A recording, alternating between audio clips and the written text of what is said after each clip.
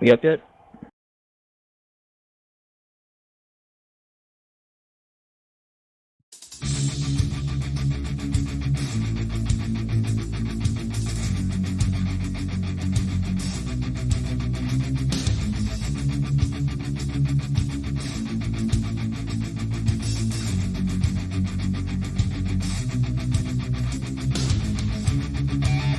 After a great race last week at Chicagoland, we are back here with the Major League eSports Series, Catalyst Mint Series in the K&N cars.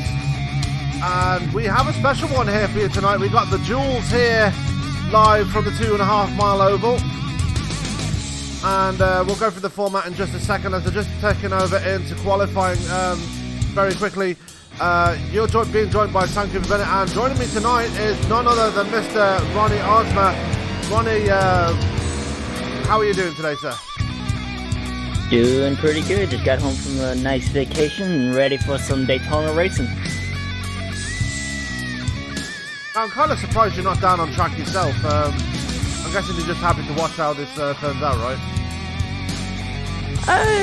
It's one thing to be on track and another thing to be in the booth, but I just felt too tired today. It was a long road trip, so I felt like helping out in the booth. It sounded like more fun. Absolutely. It's going to be absolutely unbelievably fun. Judging by the last two races we broadcast at this track this week, it should be even better here tonight with the K&N cars. We know what they're capable of. Anyway, let's go straight into it, shall we? We're going to go straight to the qualifying session as they are all coming out on track right now. Let's go to our main view here right now and go and find things out on track. And we're going to go straight to Carl Gilbert, who's out on track in the 227. Got the new paint scheme there for him. And, what are you expecting out of these guys tonight, Ronnie? I know you've got real life experience at this track as well as virtual experience. So what are you expecting out of these guys tonight? I expect to see a lot of exciting racing, but due to this being an open setup, the field might be a little more spread out than usual that people are accustomed to. But it should still have exciting racing. It should prove who can adjust their car the best as the run goes on, and see who can really wheel that car to the front. Absolutely, and one person who's going to be looking to wheel their car to the front of the field is a man making his debut here tonight. That would be the man of Byron Rodney, running that number 75 PH Aware machine. Tyler Vickery finally getting some team help in the shape of Rodney, and he couldn't be in better hands, could he? Because Byron Rodney has got a plethora of experience on these ovals. Yeah, Byron is like the secret weapon for our team, pretty much. He's quiet, but he's deadly, and he knows how to sneak his way to the front, especially on super speedways. Yeah, you see him making his way around there. Not the fastest out there right now. He's currently sitting in P5. Just behind Mark Arthur, Adam Jocelyn is the man at the point right now. 70 thousandths of a second faster than AJ Rogers, who's currently sitting second. Carl Gilbert in third. Cody Walling is fourth, returning after his win at Michigan.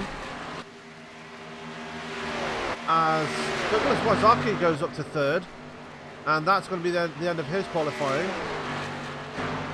Nobody else out on track right now, although Tyler Vickery is now out on track. Byron jumped up to third with a 48.5. So it looks like we're already starting. Nope, never mind. This is actually all first laps times. You already all come trickling in. And Mark Arthur jumping up to third place in that Powerpuff Girls number 12. Carl Gilbert jumping up to third place now in the 227 Rebellion Racing Machine.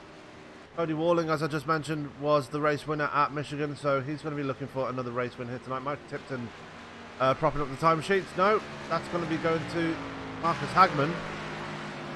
I just want to give a special shout out to Marcus Hagman because his wife was in a terrible accident recently, a very scary accident recently, and I want to give a very special shout out to her and hope she's feeling well, and hope she has a speedy recovery after such a terrible incident to happen to her. So special shout out to the wife of Marcus Hagman. Anyway, AJ Rogers going to the top of the timing sheets there, Ronnie. Yeah, and he did it by 2/1000ths of a second. That's yeah, that's about 2 inches, folks. If that. Yeah, if that.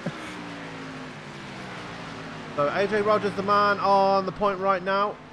Douglas Thompson is a man. Oh, Trading Paints has been a dick tonight. Doug Thompson is running a new paint scheme tonight, running a Spears paint scheme. What a screenshot that would be for him if he was watching that. Anyway, Marcus Hagman just stopping now with Tex Perry is there in that number 85 Dodge, the only Dodge in the field right now. He's bringing out the special rank, that special secret weapon to Dodge. Yeah. Proving that it still belongs in NASCAR. Even though I personally do think it was, because their last race was them winning the championship. So. And Tex Perry, using that secret weapon to his advantage, he jumps straight up to P5, so great run there for the 85. James Bunt's putting it into the top 10 as well, he's in P8. And Tyler Vickery going into the top 10 as well. If things stay as they are right now, he'll be starting on the same row as his teammate Byron Rodney. Being Tyler, I'd actually want someone to split him and Byron so they would start right nose to tail to each other, because that's a lot better thing to do with teammates. Absolutely, and Tyler Vickery has been ever improving as the season's gone on. He's had a difficult start, but in the last couple of races has got better and better, and hopefully he will get even better here tonight. Corey Henry there down in P14. Andrew Fraser is there in P15, the Aussie. Not having such a good run here tonight, but was happy with his podium finish last week. Marcus McFadden is there in the 63, making his return to the series. In the Exalta scheme. Is that Exalta? Yeah.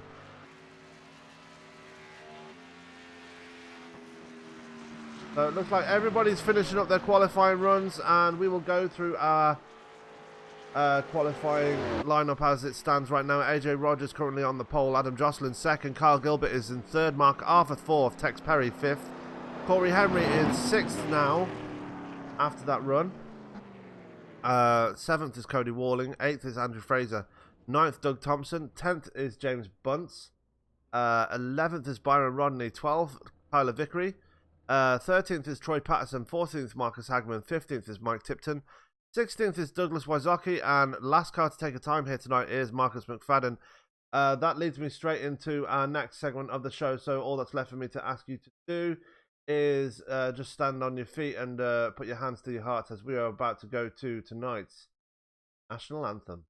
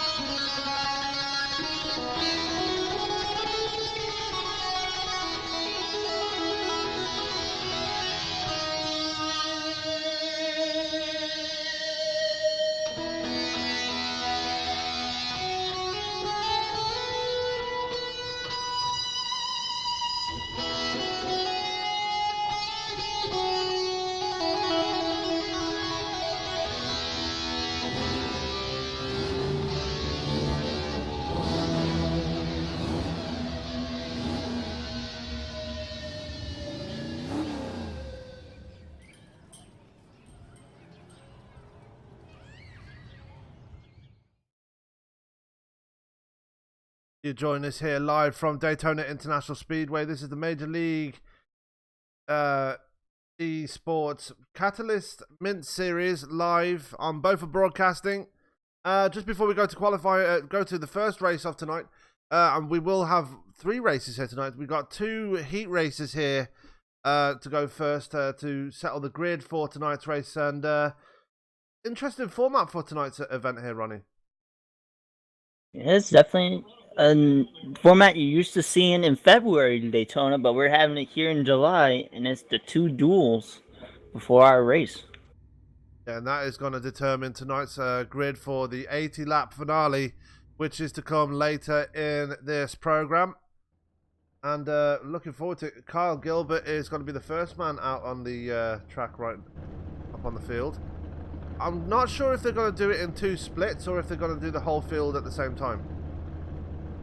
Actually, no, I think it's the whole field. Oh, wow, okay. Yeah, oh, I see it now. It's showing that they're skipping the second duel. It's just going to be 1 duel. Oh, right, okay. Yeah, and our front row is locked into the grid for first and second, so this is everyone from third on back. So, Kyle Gilbert is going to get the pole. It's unusual because it was AJ Rogers that took it. Yeah, but you can't really lock the position and still run the heat race like in real life. So they lock the position for the front row, and now everybody just moves up 2 positions, but the front row is locked for the feature. So everybody's battling to start third. So this is kind of like the same rules as you get in a dirt race, like, you know, type of thing. Yeah, almost. Almost. We've got Kyle Gilbert on the point there. We've got Mark Arthur starting second. Tex Perry starting third. So these are the guys from third on back that are racing out for the positions in the feature race, which is coming up straight after this one. And this is a 20-lap race, so it's going to be short and sweet and very exciting, as we all like to see at Daytona. Just waiting for one more driver to line up. I'm not sure who that is. I think it's Cody Walling. Travis Brown and Troy Lent are yet to grid up as well. I think Cody Walling might be having internet issues because he disconnected from the session. So hopefully he's back in time for feature. They are now rolling out of pit road. This one is going to be a 20-lap shootout to see who can get the remaining grid slots from third place back. AJ Rogers and I can't remember who qualified in second. AJ Rogers and Adam Jocelyn. Yeah, so AJ Rogers and Adam Jocelyn, they don't need to take part in this race. They're already locked in on the front row, so they just all they can do is just sit back and relax and watch this thing go down. If I were them, I'd be scouting who's the draft partner I want to hook up with at the beginning of this race. And this is definitely the best way to find out, because the practice session and warm-ups, you can sort of tell who's good at drafting, but you can definitely tell in race trim who is definitely a best drafter in this session. Absolutely. I just want to give a shout out to Scorpios947 to causing a bit of storm in the live chat, just taking a bit of a exception to the dislikes, but they saw the stream, they know what's up, so thanks for the 3 likes, guys. Anyway, coming out of turn 4 now. Ronnie, get us going this time round. Alright, here they go. Pace car is about to come off. There goes pace car. And we're green in Daytona. Here they go. Gilbert with a great start, but he doesn't. But Tex is falling behind on that draft up, and they're going 3 wide here for third. This is about to be interesting coming into turn 1. Yeah, as you can see, it looks like Corey Henry almost immediately taking the 3 wide as he ducks back in. Mark Arthur now has the lead here at Daytona as they come out of turn 2. He's got Corey Henry for company behind him. The 19 of Andrew Fraser was the one that actually made it 3 wide on the restart. I do apologise. Kyle Gilbert falling back to 3rd place there as he's got a pack of hungry dogs right behind him right there. The front 2 cars had a little bit of a breakaway, but now here comes Gilbert leading the pack up to him. Gilbert's looking to the outside. He's looking to take away 2nd and the lead because he's got help from Tex. And remember, these are the old NASCAR, NASCAR official NASCAR stock cars. So this is the old draft package. So these guys can actually get a run on the outside and actually pass on the outside, unlike the ones you see here in this generation. So going to be definitely interested to see who can get the better run on these outside lines and get to the front. It's looking like Gilbert's got the better run, and he's got Tex Perry right behind him as they go into turn 3. And only 2 cars up there, and they seem to be doing really well trying to get to the front there. But the advantage with the outside line is coming off the corner, you can get such great of a run with the longer distance you're taking around the corner, and then side drafting the inside cars, and you can slow them down. So, oh, they got a wreck in the back. Oh, and that is Marcus McFadden and looks like Carlton Hendry in that as well. So, Marcus McFadden and Douglas Wysocki, and Byron Rodney's in a wreck. Tex Perry's in it as well. What happened there? But this was after the fact that the caution came out. I don't know what was going on. Perry got up into the wall, came down, hit. Oh, wow. He hit Mike Tipton, hit James Bunce, he hit Byron Rodney. Looks like Tyler Vickery got a piece of that as well. So it looks like the Troy didn't lift. Everybody else lifted, but Troy didn't, and he ran in the back of Byron, but I can understand that. I don't know what happened to Tex. I don't know why he hit the wall. I guess when he lifted, his car didn't want to turn. Look at the incident between Wysocki and McFadden. McFadden came down the track and turned Wysocki. So, not sure what was going on there. McFadden just lost the back end of the car, it seemed. Came down the track and just got into... He just basically slammed Wysocki.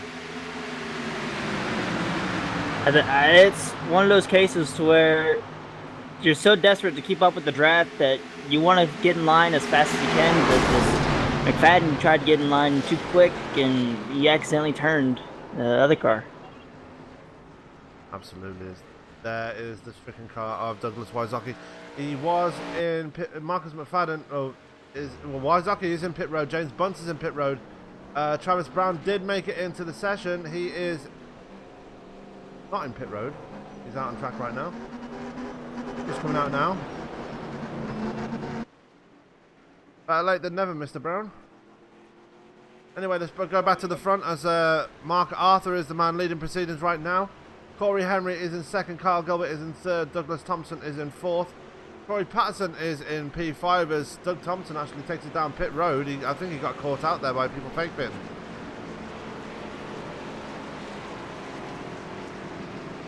Got a lot of people taking it down pit side actually. You got Thompson, Tipton, Hagman down pit road as well. Byron Rodney is there obviously with that damage. He's going to take a fast repair at this point, I should imagine. And he doesn't. Okay. Oh, he does. Okay. Does take the fast repair. James Bunce didn't take a fast repair though.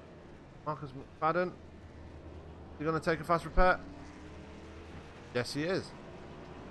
I think after... Tipton's first off pit road. Tipton repairing his damage. He's first off pit road. Douglas Thompson is 2nd. Byron Rodney 3rd off pit road. Tex Perry 4th. Tyler Vickery is 5th off pit road. Carlton Hendry 6th off pit road.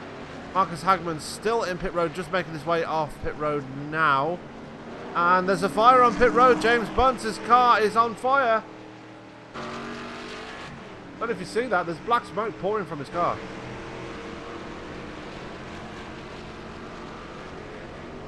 Wow, I like the new smoke effects on this.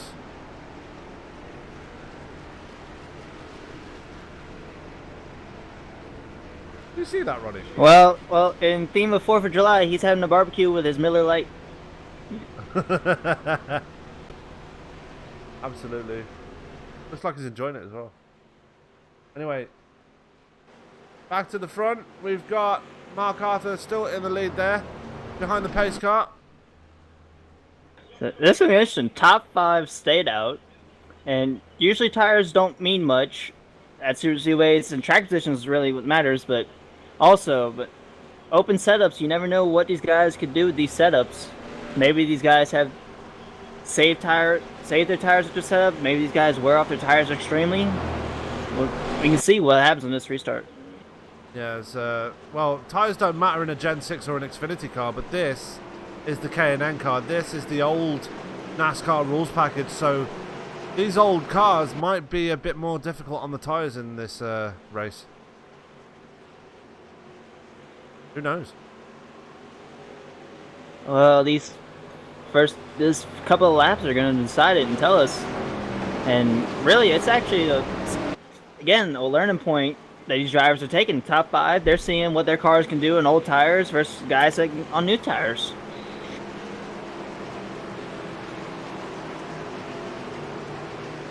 So 15 laps to go here in this 20-lap shootout to decide who is starting where on the grid.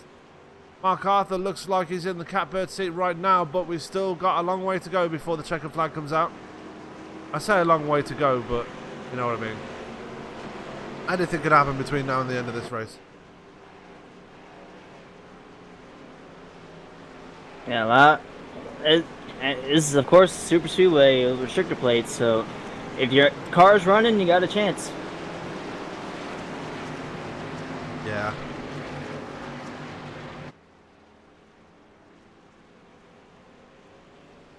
I know Michael McDowell had a chance. Hey, he's still in the top 10 in the Cup race. That thing's still going? Yeah. Stop thinking he's at Ricky Stenhouse. I can't help Why? it. What? You can insult Ricky Stenhouse, but you can't insult Michael McDowell. Yeah. You know, his Ricky Stenhouse's wife is now a kept woman, right? Now what? Danica? Yeah, Danica. No, they broke. Ricky and Danica broke up. Did they? Yeah. I don't blame Ricky for breaking up with her. Well, all I can say is Danica's now dating the quarterback for the Packers, Aaron Rodgers. Oh, I feel sorry for Aaron Rodgers. Yeah, especially. Well, he should feel comfortable every time he has to play the Bears. Yeah, that's true. NFL season is coming very quickly, so yeah. Anyway, they're 2x2. We're going to get this going again. Sorry, Danica, for insulting you, as it looks like Mark Arthur's going around the bus stop. Love it. Love it, Mark. Give us a thumbs up while you're in there. It was as good as his Powerpuff Girls paint scheme. Hey, that paint scheme gave him 3 wins in a row earlier this season, so he's definitely got a lot of luck in it. Real race car drivers win in pink. Absolutely. He won in pink on a couple of occasions, if I remember rightly. Yep. Now, back to the racing. Pace car's about to peel off now as we're going to get this thing going one more time. There goes the pace car into pit road. Mark Arthur has control of the field, and away we go. Under green one more time with 13 laps remaining. Kyle Gilbert already looking to try and take that second place away from Mark Arthur, and he gets it almost immediately. Not Mark Arthur. Corey Henry. So Kyle Gilbert up to second place, and look at Byron Rodney and Tyler Vickery already trying to work on the back of Mike Tipton, and they're not working together, are they? I think they are trying to work together. It's just they might be having a disagreement on who wants to lead and who wants to push. But as of right now, the front 3 have a breakaway. As the 25 of Corey Henry, he's looking outside for second, but he shouldn't be doing that. He should try to work with Mark and Kyle, because that's just allowing the back of the pack to catch up to him. Corey Henry looking to the outside again. That's going to allow Troy Patterson to catch up to the back of Kyle Gilbert. If that gap closes, then Corey Henry is going to be stuck on that high side, and he's going to be in some serious trouble there as Troy Patterson almost gets a bit out of shape, just ahead of Andrew Fraser. Going through turns 3 and 4.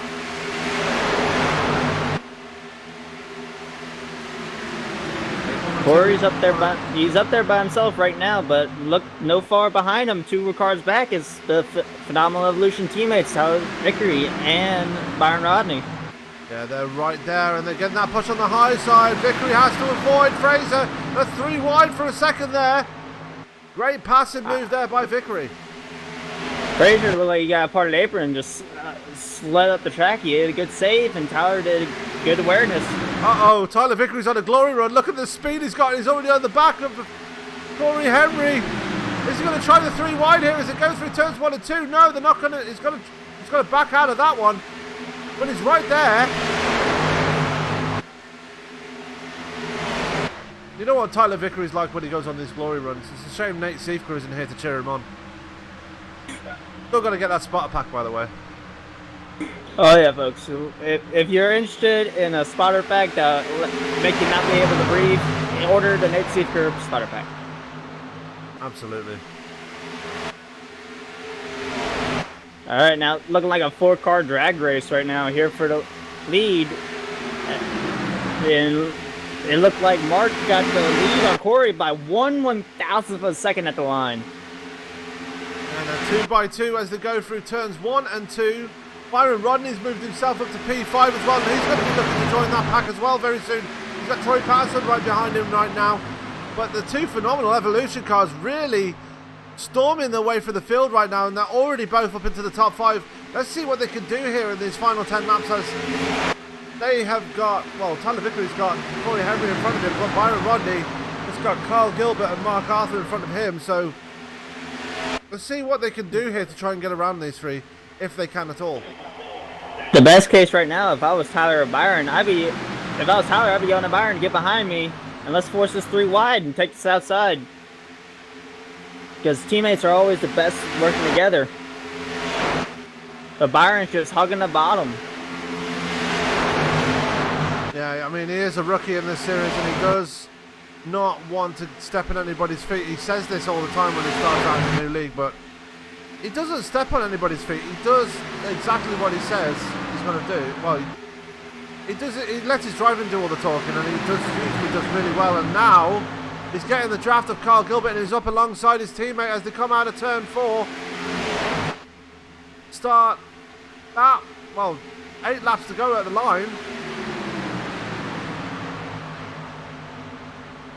Now it's 3 against 2. The inside line had the momentum. Tyler needs to figure out how to get to that bumper to 25 in front of him and get pushing. It looks like Byron is actually going to come sliding around. He's going to take 3rd away. He was looking for a gap underneath Gilbert there as they come towards turn 3, and he finds it. He gets the gap there. Gilbert blocks him off as they go towards turn 3. Sees it very quickly. Woo! That got very close. Gilbert went for the gap. Byron gave him the bump. Almost took out the top 3. And remember, Gilbert and Byron Rodney, Carl Gilbert and Byron Rodney, they're going to be driving the same car at Spa, so they need to be on the same page here tonight. Well, mind you, it's a different league, different circumstances, so all bets are off here. All alliances are off, so sorry. Well, even though this is a heat race, there's still alliances, because this is the race where you decide who's my real friend and who's my real enemies. At the moment, everyone's real enemy is Mark Arthur, as he has got actually a car length out in front of the guys in front of him. And to the guys on his outside, that is Corey Henry starting to fall back a bit now. There are 2 packs forming here. We've got Mike Tipton back there with Doug Thompson and Andrew Fraser. Fraser getting impatient behind Thompson there.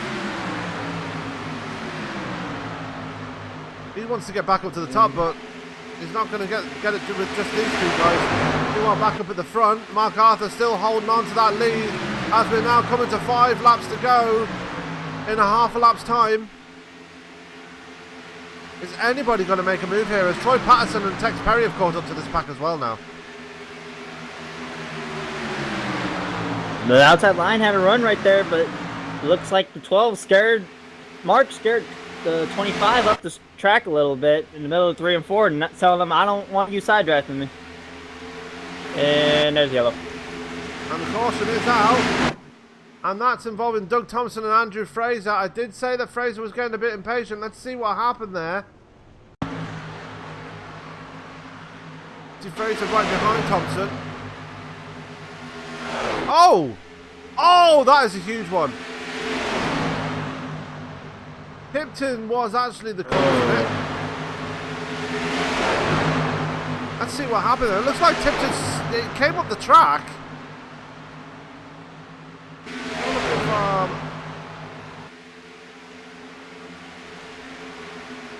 want to go back about 10 seconds. No, Fraser came down. I don't know why, but these guys are in the back of the pack bound for, I think, 10th, and Fraser decided to try to make it 3 wide, and he just flat out turned to 55 into the 13. Absolutely. We've seen it again as they're coming out of turn 4. Watch for Andrew Fraser as he ducks out from behind Doug Thompson, and just, yeah, he comes down, and Tipton's there. I'm assuming he wasn't listening to his spotter, because Tipton was already there and just turned him, and unfortunately Doug Thompson was caught up in that as well. So that, well, honestly, if I was a spotter in 19, I'd have been telling him to work with the car on the outside, but it's just, he just showed lack of patience on that one, and it caused a wreck. Absolutely. It was still 6 laps to go when the caution came out, so we are going to have a 1-lap shootout here to determine who starts up further up the field. So it's still all to play for here, Ronnie. The key thing is going to be the restart. If I was Mark, I'd be trying to communicate with Kyle, telling him when I want to go, when I want to be pushed on the start, so them two can work together, get a 2-car breakaway. If Mark doesn't do that and he gets a good start, but everybody else falls behind, he's a sitting duck, and he could lose this. Yeah, and just watch for those 2 PH aware cars behind them, because they are looking dangerous right now, and in a good way. I wouldn't be surprised if there's a purple car sitting next to the wall trying to pass everybody in this lap. Yeah, and it's the one in front of the other one. Mr. Tyler Vickery, he's not afraid to make moves like that. Well, Byron isn't either. Trust me, you give him the motivation, he'll put it there. Yeah, they're just catching the pace car now. Oh, I don't know if this is going to go green again, because they've only just caught the pace car. Actually, the pace car caught up to them, so I don't know. So if this doesn't go green again, Mark Arthur will be starting in 3rd place. Corey Henry will be starting in 4th.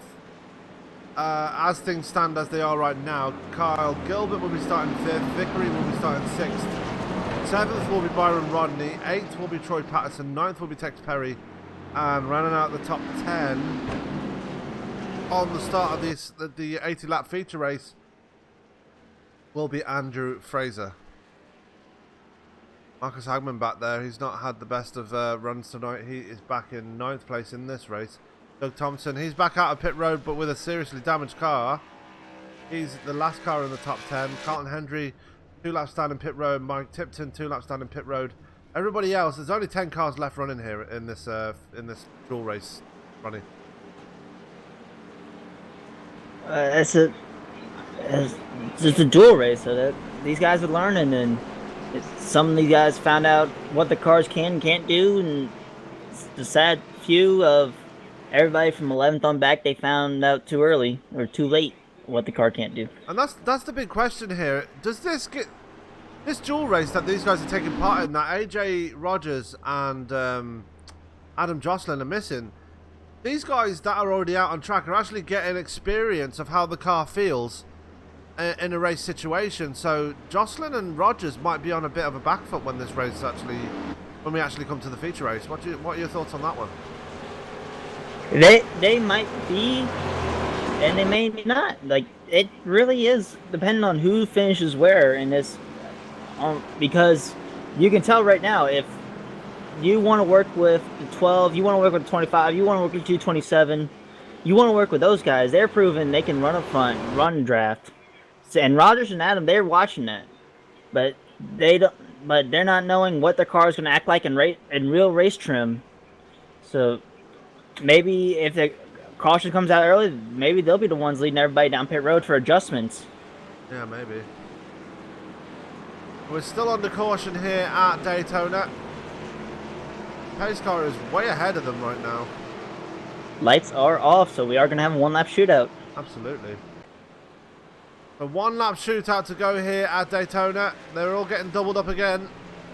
Arthur at the point, Corey Henry second, Gilbert in third, Tyler Vickery in fourth, Byron Rodney in fifth, Troy Patterson is in sixth, Tex Perry is in seventh, Andrew Fraser is in eighth, ninth is Marcus Hagman, and the last car running is Doug Thompson. Doug Thompson probably not going to be a factor owing to that major front end damage on his car. As long as he's behind someone and pushing, he has a chance of being a one-lap, since it's a one-lap shootout. But if he's got engine damage, he's got no chance.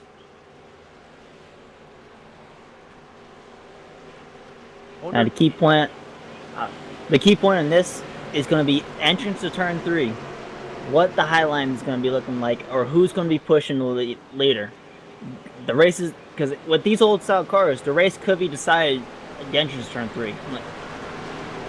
Absolutely, as they're coming through turns 3 and 4. Ronnie, get us going one more time.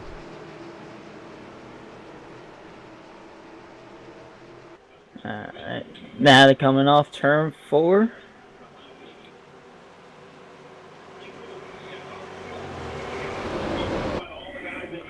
And here comes the pace car down in the pit road. You gotta get ready, you're ready, you're ready. Slide job, slide job, slide job, we're going green! In this one lap shootout.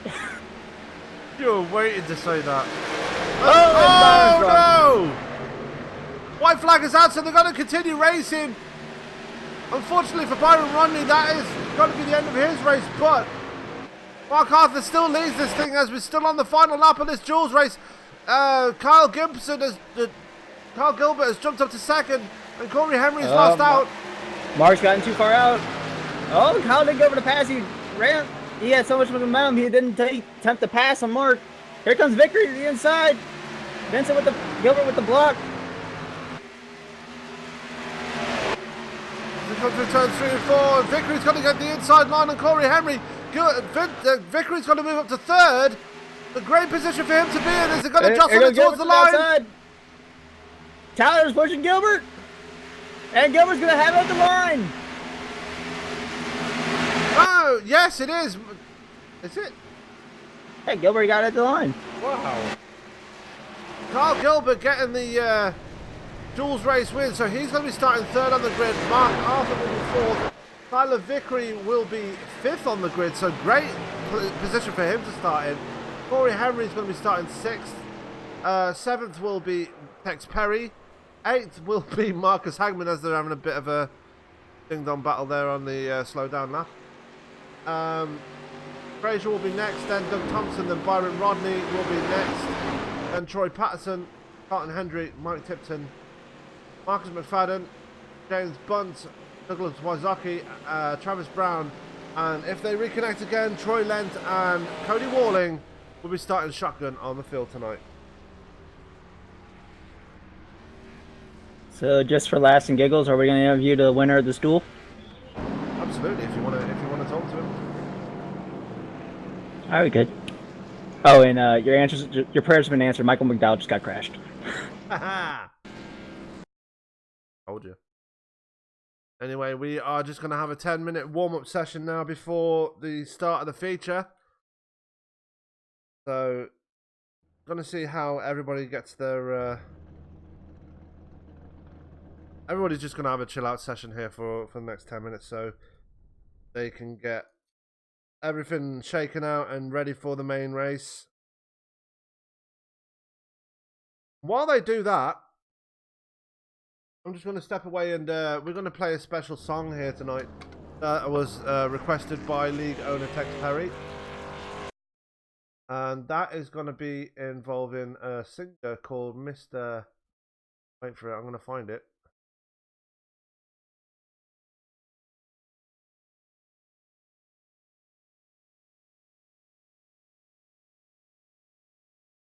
Lee Greenwood.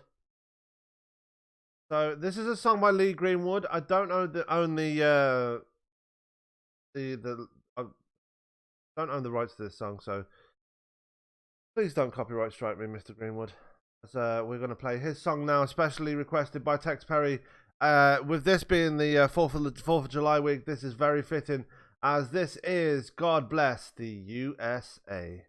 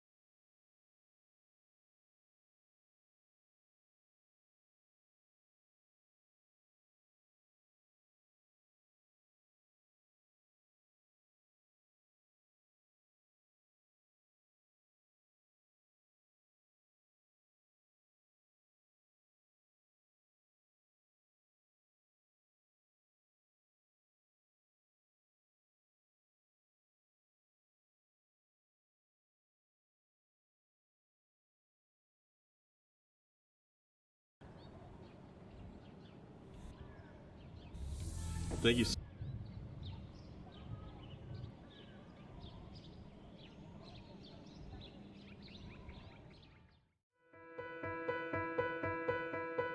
I want to leap over buildings, want to fly over the shores, faster than a lightning flash, rushing through the cool night air. Oh,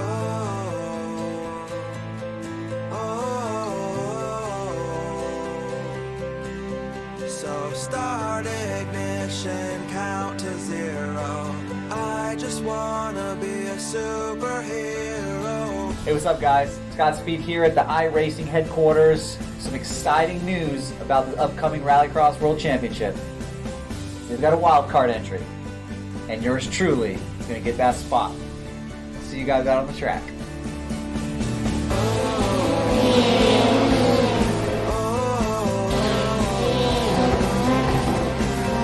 So start ignition, count to zero.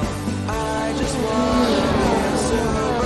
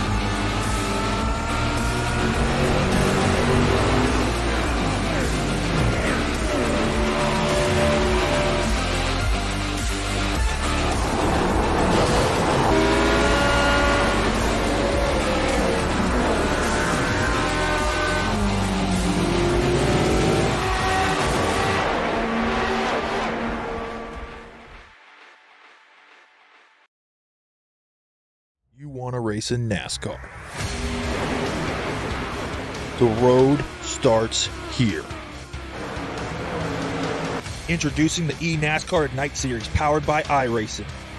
This is the gateway for all aspiring 13 to 16-year-olds.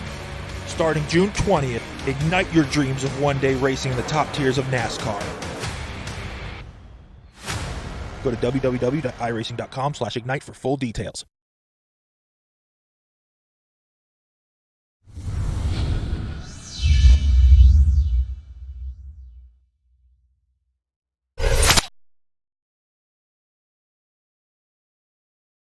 And we are back live here at Daytona International Speedway. Just played a nice bit of music there by Lee Greenwood. Fantastic song there, fitting in with 4th of July week. And yeah, I quite enjoyed that. I don't know if you did, Ronnie, or not. Well, of course I enjoyed it. I'm American. You're the British guy here. You should be crying over it. Nah. I've gotten over it. I've gotten over it. Well, just under a minute before tonight's race, so we're gonna go to the lineup. I think. I hope it's up there. Yep, there it is. As we're gonna go to the grid. On the front row of tonight's race will be AJ Rogers. He'll be joined by Adam Jocelyn. Row 2 will be Carl Gilbert and Mark Arthur. Row 3 will be Tex Perry and Corey No, that's not right, is it? No, it's Tyler then Corey Henry. Yeah, it's not right there. I'm not going to show Then, that. all right, I got it. Well, then it's Tex Perry and Marcus Hegman will be row 4. Row 5 will be Andrew Fraser and Douglas Thompson. Row 6 will be Byron Rodney and Troy Patterson. Row 7, Carlton Henry and Michael Tipton. Row 8 is Marcus McFadden and James Woods. Row 9 will be Douglas Wysocki. Yeah, Wysocki. Yeah. Travis Brown. Then the final row will be Cody Walling and Troy Lent. So we're just going over to the race now. So let's go to our live race feed. As they're all lining up right now. Well, not really, just a pace car there right now.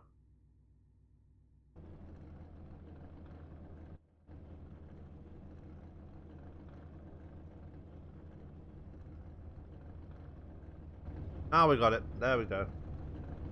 Byron Rodney, the only person out on track, out on the grid right now. There's Troy Patterson. There's Kyle Gilbert. Everybody just lining up for this 80-lap extravaganza here at Daytona. So just to reiterate, AJ Rogers and Adam Jocelyn already locked out the front row before the dual race. And you see them lining up on that front row now. On row 2 is Kyle Gilbert and Mark Arthur. Row 3 is Tyler Vickery and Corey Henry. Row 4 is Tex Perry and Marcus Hagman. And row 5 is Andrew Fraser and Doug Thompson. So that is your field right there. Let's bring up the skull tick and the line 3. There we go. As the pace car is already rolling. Alright, here we go. And just to let you know, we will not be getting any viewers because NASCAR race is now going to a second overtime. Yay! Where it literally will only be a 5-car shootout. Because that's all the cars that are left.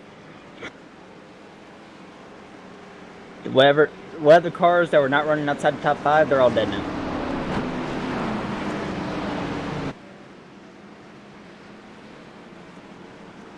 Yeah, just welcome to everybody in the live chat here tonight. You're joining us for the dual race here at Daytona.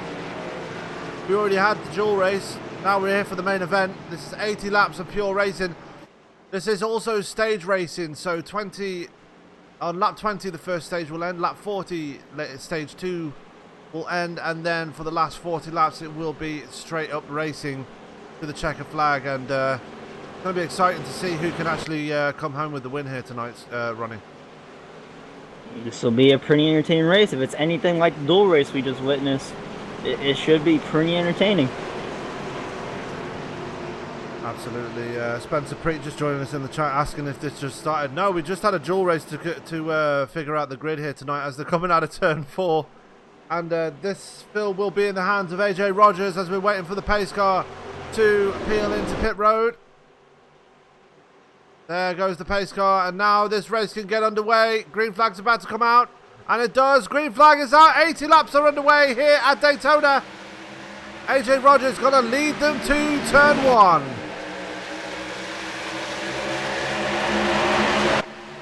Whole field side by side heading into turn 1. You know, you're not finding any lonely men to, well, now the 25's lonely. He's in the middle. AJ Rogers still holding up on that front of the pack. Mark Arthur just diving down in front of Tyler Vickery, trying to defend that line already. Tex Perry ducking below the apron. Interesting strategy there for the 85. Well, now we had a 3-wide situation with 83 of Jocelyn. I think he is falling backwards. Adam Jocelyn's in second. No, he was in second place. He's now in P8. So, yeah, Adam Jocelyn falling backwards. He's now got Marcus Hagman to his inside. And Byron Rodney's right behind him as well. Jocelyn's got no speed in that car. Hagman passed him easily. And now Byron Rodney's right on his rear fender. I'm thinking Jocelyn's he probably watched that dual race and said, I'm going to go chill in the back for a little bit. And you can see why. You can see the... Oh! Well, it looks like the 19 is too. Yeah, Andrew Fraser's going to drop to the back as well. Now he jumps down to the apron to get out of it. He also knows what's about to happen. But Rogers still leading this thing with Kyle Gilbert in second. Mark Arthur is in third. Tyler Vickery just holding on to fourth for now as he's got Doug Thompson and Corey Henry right with him. Marcus Hagman making his way through the field. I wonder if Marcus Hagman's going to do better than the Swedish national team did today. Well, Marcus got taken out early in the dual race, so he's trying to prove that his car is fast and he can get to the front despite the early bad luck.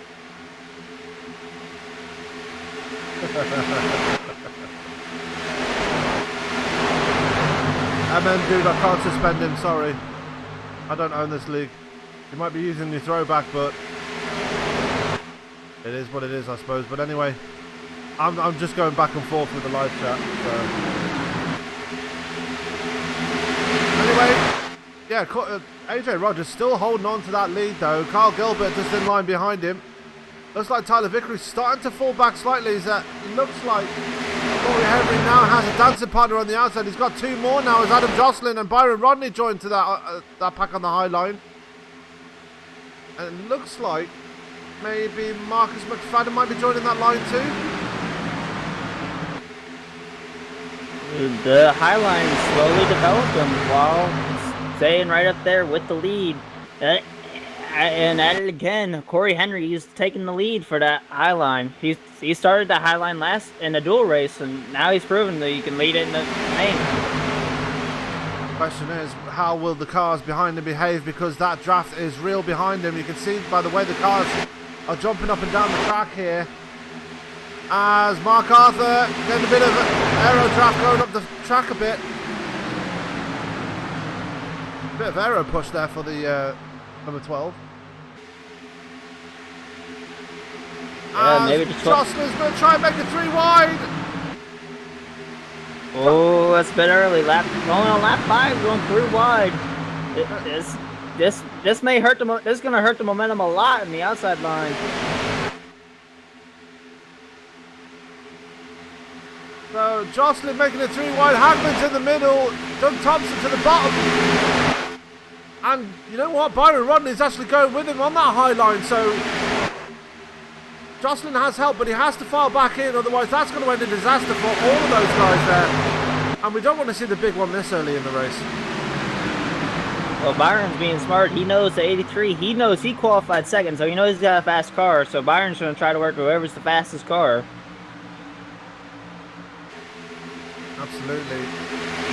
Corey Henry still planted to that high side though. Mark Arthur taking another look up there, trying to get some air to his engine. Because being stuck right behind Kyle Gilbert is really going to hurt his engine at this point, isn't it? Oh, we got a little wreck in the back. 55 and the 31. Yeah, that's Troy Patterson and Mike Tipton. See Patterson go for the grass there. No caution though. They crashed on the infield. Go back and see what happened there. Oh, Patterson got into the side of Tipton. Tipton went into the wall, but Patterson managed to spin it through the grass, so didn't hit anything. He didn't have a Kyle Busch moment. That's good. Yeah. Too soon? Ah! I already said slide job in this broadcast, so. True. Anyway, AJ Rogers still leading this thing. He's looking to take his first ever stage win here. I've not seen him take a stage win before, so for me this is his first ever stage win. Now, one thing I'm wondering with Mark Arthur, he was leading the entire dual race, and you can see now in traffic his car is just very tight. So maybe his setup, he didn't have the right setup adjustments for running in the pack, and that's probably why he's keep pushing up the track. Maybe as he pinches up the track again, nearly gets into the side of Corey Henry. And Tyler Vickery just staying patient behind him there. Vickery is in P6 right now. And his teammate is, what, 3 spots behind him? So, not got any help right now as Vickery goes to the high side. He's going to help Jocelyn and Corey Henry. Vickery's had enough of waiting behind Mark Arthur, and now he's going to make his move.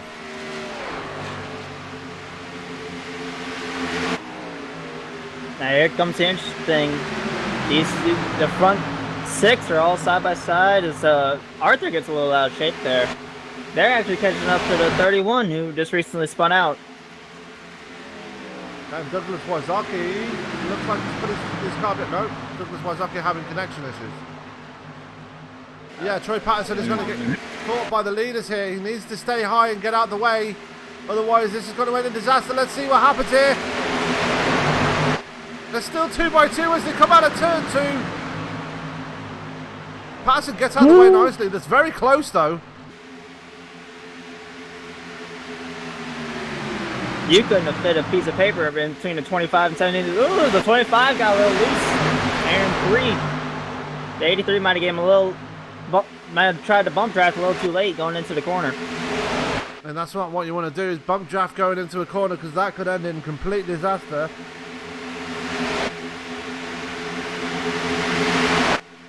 As they're all right there, they're still all right there. Tyler Vickery's still picking that outside line with Jocelyn and Corey Henry. Looks like Marcus Hagman's going to rejoin that high line as well. Byron Rodney's starting to fall back into the clutches of James Bunce now. Yeah, I think a lot of these guys in the back of the draft right now, they're playing it smart and safe right now. They know they only have, I think it was one fast, they only have one fast spare, so they're playing it smart and safe right now. And just waiting for their moment. When that moment will be near the end of stage 1, which will probably be lap 19, maybe lap 20. It depends on how late they decide to make that run. If it's lap 20, that's going to be super late. But they're all jostling around now. They're not able to hold a decent line behind each other. There it is! There's the big one. There's the big one. Kyle Gilbert is in it. And we're going to go, and Tyler Vickery's in it. Adam Jocelyn's in it. And Marcus Hagman is in it. James Bunce is in it. Marcus Hagman has got black smoke pouring out of the back of his car.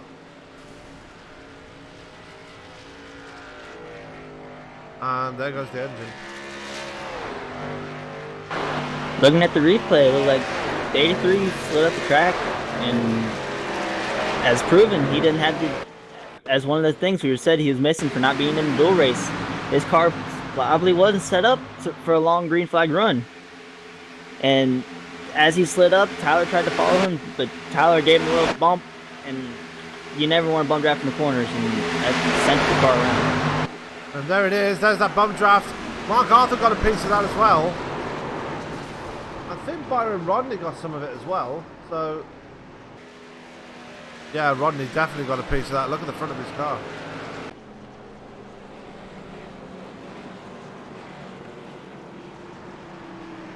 So, huge incident there involving the leaders. A bit of an incident between Vickery and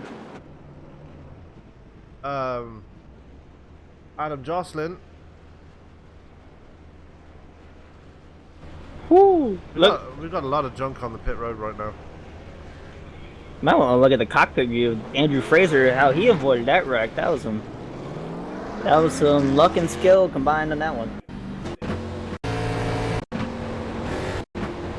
As the leader of AJ Rogers is going to take him down the pit road. Oh, we got a spin on the pit road. There goes Mikey. Fraser.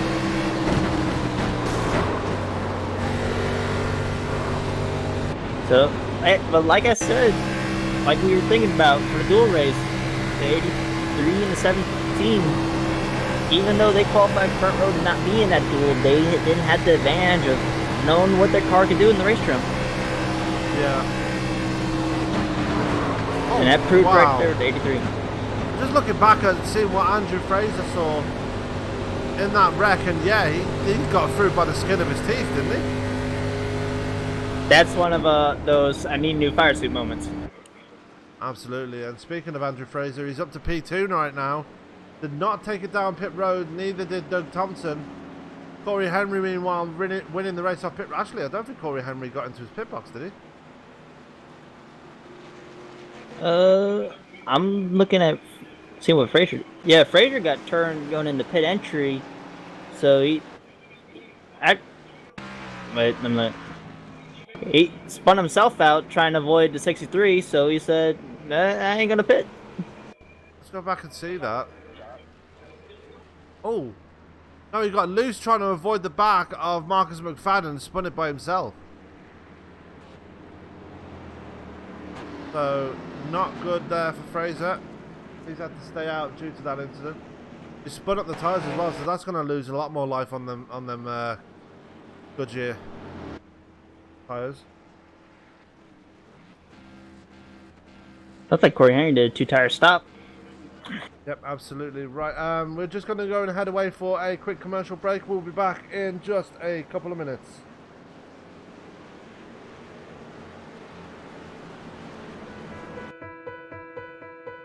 I want to leap over buildings, want to fly over the shores, faster than a lightning flash, rushing through the cool night air. Oh, oh.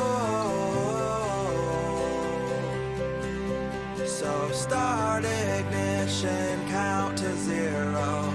I just wanna be a superhero. Hey, what's up, guys? Scott Speed here at the iRacing headquarters. Some exciting news about the upcoming Rallycross World Championship.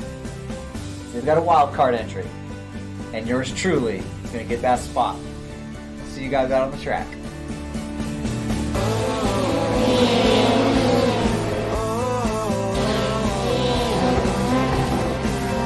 So start ignition, count to zero. I just wanna be a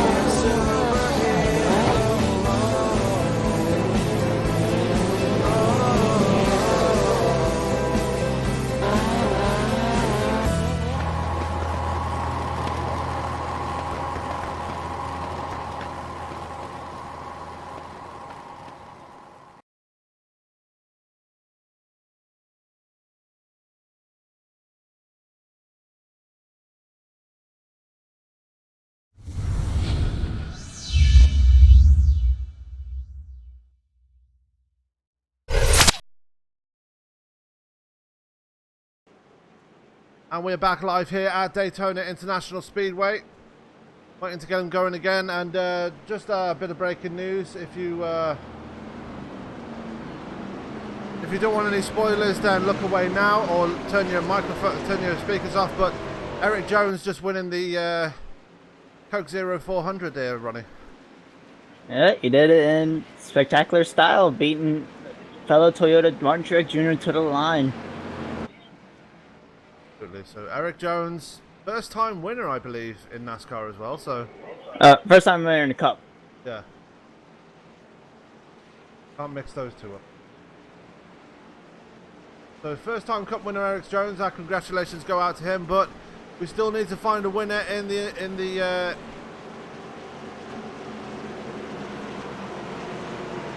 gaming world. I hate calling it a game, but you know, the virtual world. There we go. There you go. As Now you won't trigger people. yeah, exactly.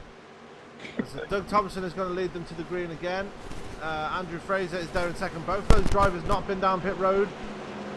Fraser for one reason, Doug Thompson just staying out because he can. Because bonus points, right? Yeah, but here's the interesting thing, though. We saw how they were slipping and sliding near the end of that run, so I'm wondering how the 13 and especially how the 19's going to be able to handle them, because the 19's got extra worn out tires. Yeah, because he spun up the tyres trying to avoid the back of Marcus McFadden. And then we'll see how 2 tires work for the 25 car. If you think about it, Doug Thompson's only going to make it last for 4 more laps. So he hasn't going to last that long with those tyres.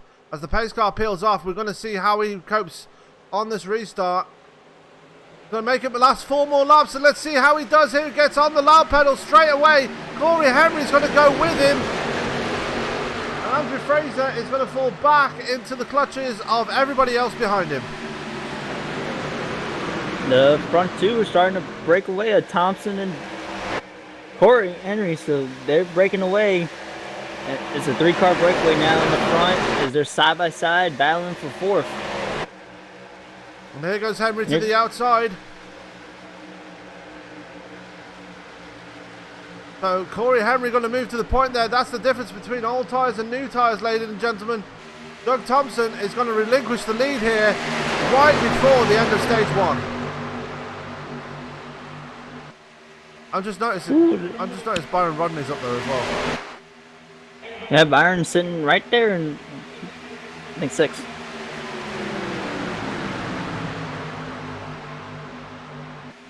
Yeah. Making his way up for the field. Mark Arthur is back there as well.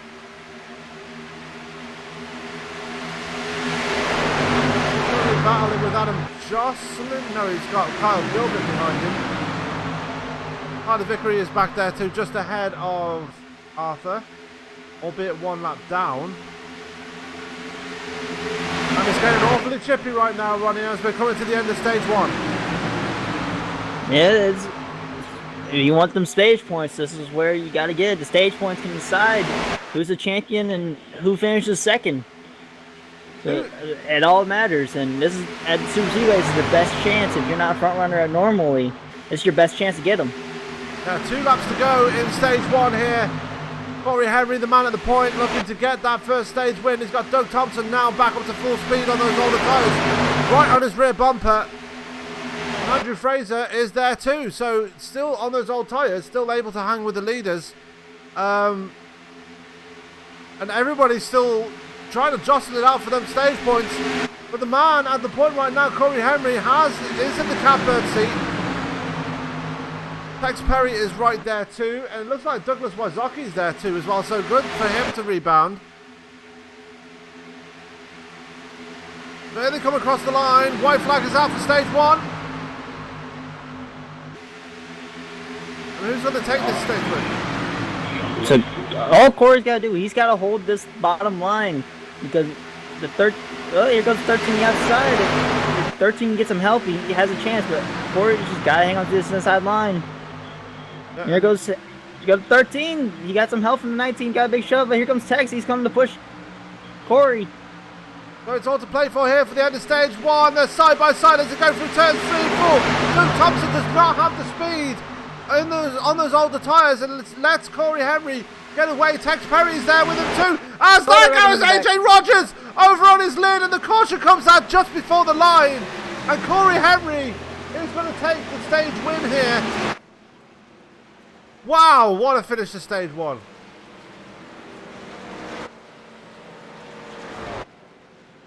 Whoa.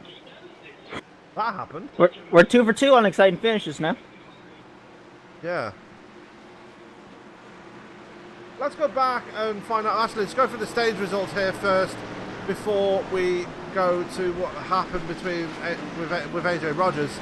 Corey Henry getting the stage win, Tex Perry second, Douglas Wysocki getting third place, Marcus McFadden fourth, Adam Jocelyn fifth, Mark Arthur sixth, seventh is Troy Patterson, eighth was Byron Rodney, ninth was Andrew Fraser, and despite that wreck, AJ Rogers still got P10 in the stage. So, big incident there to end the stage. Let's go back and see what happened to AJ Rogers, as he's got a severely wrecked car on pit road. It looks like Kyle Gilbert had a run on the outside line, and the spotter of the 17 accidentally said clear, and it wasn't, and just went into the wall. And it looked like, yeah, the same thing happened with the 1913. Actually, 1913 looked a little more like netcode. Let's see. Did Byron make it through? He ghosted through. Oh, that's one way to do it. Welcome to the virtual world. So big wreck there to end stage 1. But that man there, no, not that man. Where is he? 25. He's just entering turn 1. That man right there, just coming out of pit road right now, is the winner of stage 1. And only just, Tex Perry was right there. Unfortunately, Doug Thompson was there too, only for him to be involved in that incident with Andrew Fraser just at the line.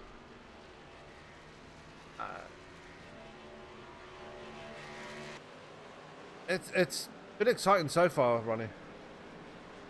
Oh, it's been exciting racing so far. It's been strategy. It's been close battles. It's definitely. Now we're just like excited to see what happens in the second stage. Hopefully with the small amount of field, good amount of field cars we have here, we don't have a stage 2 like Coke 0400. Absolutely. It's hard to believe we're only a quarter into this race. These guys are making us grow gray hair. Yeah.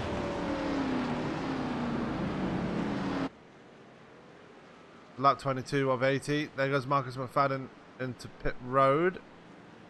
So that's going to leave the lead of the race to Corey Henry now. As Marcus Hagman and James Bunce and Kyle Gilbert in front of them are all a lap down. Actually, Kyle Gilbert's there. There's James Bunce. Doug Thompson just right there. I had to take a fast repair, so no surprise there. AJ Rogers just coming out of pit road there. He doesn't look like he's taking a fast repair. Although he had no choice because he blew his engine, so he must have taken a fast repair. And Marcus Hagman there is at the front of the, right in front of Corey Henry too. So yeah, interesting race so far. Now we'll just see. Here's what's interesting with how these guys come back with after using their fast repairs. Yeah, they've got it. And how a lot of people actually used their fast repairs already. So let's see how they'll handle the rest of this race. Yeah, Byron Rodney, one of those drivers that have used the fast repairs, so he needs to be careful at this point. We've had a few retirements in this race so far. Carlton Hendry putting his car behind the wall. I don't think he took the start actually, so unfortunately. No, he didn't. But Mike Tipton, he put his car behind the wall 16 laps ago after the incident with the 31 and Troy Patterson. Yeah, Troy Patterson. So, yeah, Mike Tipton not having a good night tonight. He's been having a lot of bad luck lately in that number 55. That makes two of us.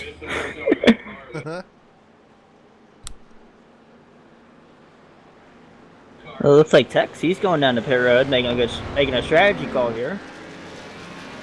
Sacrificing second place. Yeah, interesting strategy call there for Tex Perry. But he's going to fall to the back of the field now. He's actually taken a pass through, so he's intentionally made his way back to the back of the field. I guess he used his fast repair, and he's just saying, I want to sit in the back and let all you guys kill each other. Oh, it's like he had a stop and go, because he went to the end of pit road, stopped, and then went again. No, like, if it's like that, if it was a stop and go, he would have stopped in his pit stall. And that would be a green flag penalty, not a caution. So he just intentionally went to the back of the field. So Corey Henry, your man at the point right now. Douglas Wysocki is there in second place, albeit with a much more damaged car by the looks of things. His car don't look damaged on my screen. Oh, maybe it's not. It's maybe just the way the paint scheme is. It's an internal paint scheme, see what it looks like. Yeah. Adam Jocelyn there in third place. Byron Rodney in fourth, so watch for him to make his way further forward in this second stage. Troy Patterson up there as well. Andrew Fraser's there too. Arthur's there. Tyler Vickery's there. Perry came back out in ninth place, so good for him. Pace cars off again. We're going to get them going for stage 2. And away we go. Stage 2 is underway. Corey Henry hitting the loud pedal, but there goes Adam Jocelyn to the inside, and Byron Rodney goes straight to the bottom of the track to go with him.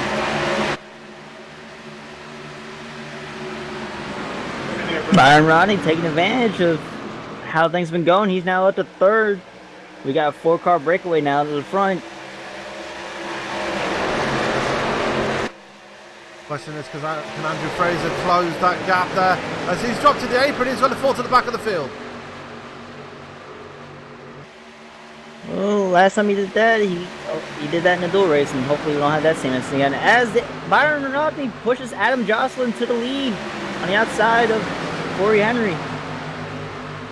He's a bit further up than he would like to be, though. He wants to be flush on the back bumper of that number 83 as they come towards the line. Jocelyn's going to get a nose out in front there. Give that lap to Corey Henry, actually, not Adam Corey Jocelyn. Henry by 5 thousandths. 5/1000 of a second. Wow. So it was neck and neck between Henry and Jocelyn. Henry just stealing it by paper thin gap.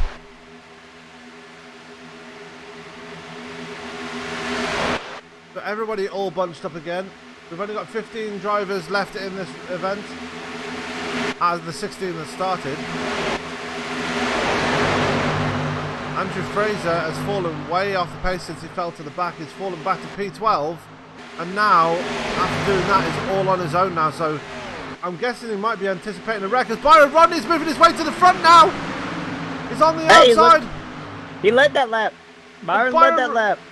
Rodney leads a lap here as he's working on the outside of Adam Jocelyn. Goes through turns 1 and 2. He's got Tex Perry pushing him. He's got AJ Rogers pushing him as well.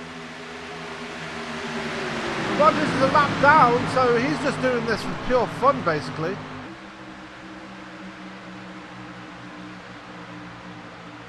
I'm guessing Rogers might be consolidating his lucky dog spot as well. Rogers might be trying to get it back the hard way. He wants to get, instead of taking the lucky dog, he wants to be back. Wants to be in the lead, well, in front of the leader, and get that lap back. If that's the case, that'll give the lucky dog to Doug Thompson. It was a bit out of shape going through the try over there with Tyler Vickery right behind him. Byron Rodney still working on the outside of Adam Jocelyn right now. Jocelyn did lead that last lap, so Byron Rodney wants a bit more of a push off Tex Perry and AJ Rogers, and he gets that push. He's got the clear. All he has to do is come down now. But I'm guessing he's trying to be the guy. I know he comes down. Byron Rodney's legitimately going to lead a lap this time. Byron Rodney to the lead. Let's see how long he can hold on to it, though, because those guys behind him will be looking to get back to the front as early as possible. Tex Perry, last time we were at a super speedway, he won it at Talladega. Howie would love to get another super speedway win here on the season. He's already working to the outside, but that outside line is faltering now, Ronnie, as Tyler Vickery's on the back of that, and he's trying his best to push those guys to the front. Well, now Adam Jocelyn, he's went to the outside of Byron. He's still leading the outside line to go take the lead. And he takes it. Jocelyn takes it. Jocelyn's back to the point now. Byron Rodney is currently in third place now with Tex Perry with a nose out in front. Tex Perry's going to take him run to the front now. Tex Perry's going to lead his first lap of the night here at Daytona. The outside line is just, it's like just a game of shuffling. It's shuffle, shuffle, shuffle, shuffle. Everybody's shuffling from the outside to the inside, outside to the inside. And you never know who's going to lead a lap up there now. Every day I'm shuffling. But 3 wide. Yep, 3 wide for the latter part of the top 5 there. That is Rory Henry in the middle. That is Wazaki on the bottom side. And that is Rogers on the high side. Rogers is a lap down, but like Ronnie said, he's probably trying to win his lap back the hard way. And by going almost 4 wide there. The 3 wide's going to cost AJ the lucky dog spot, because here comes Thompson. So he's inside. That's the lucky dog spot right there. Byron Rodney's getting shuffled back as well as that. They go, they're both in it. And Tyler Vickery got a piece of that too. The caution comes out. And the 2 guys looking for the lucky dog spot get into a huge wreck there. And that's going to hand the lucky dog to Marcus Hagman. Ooh.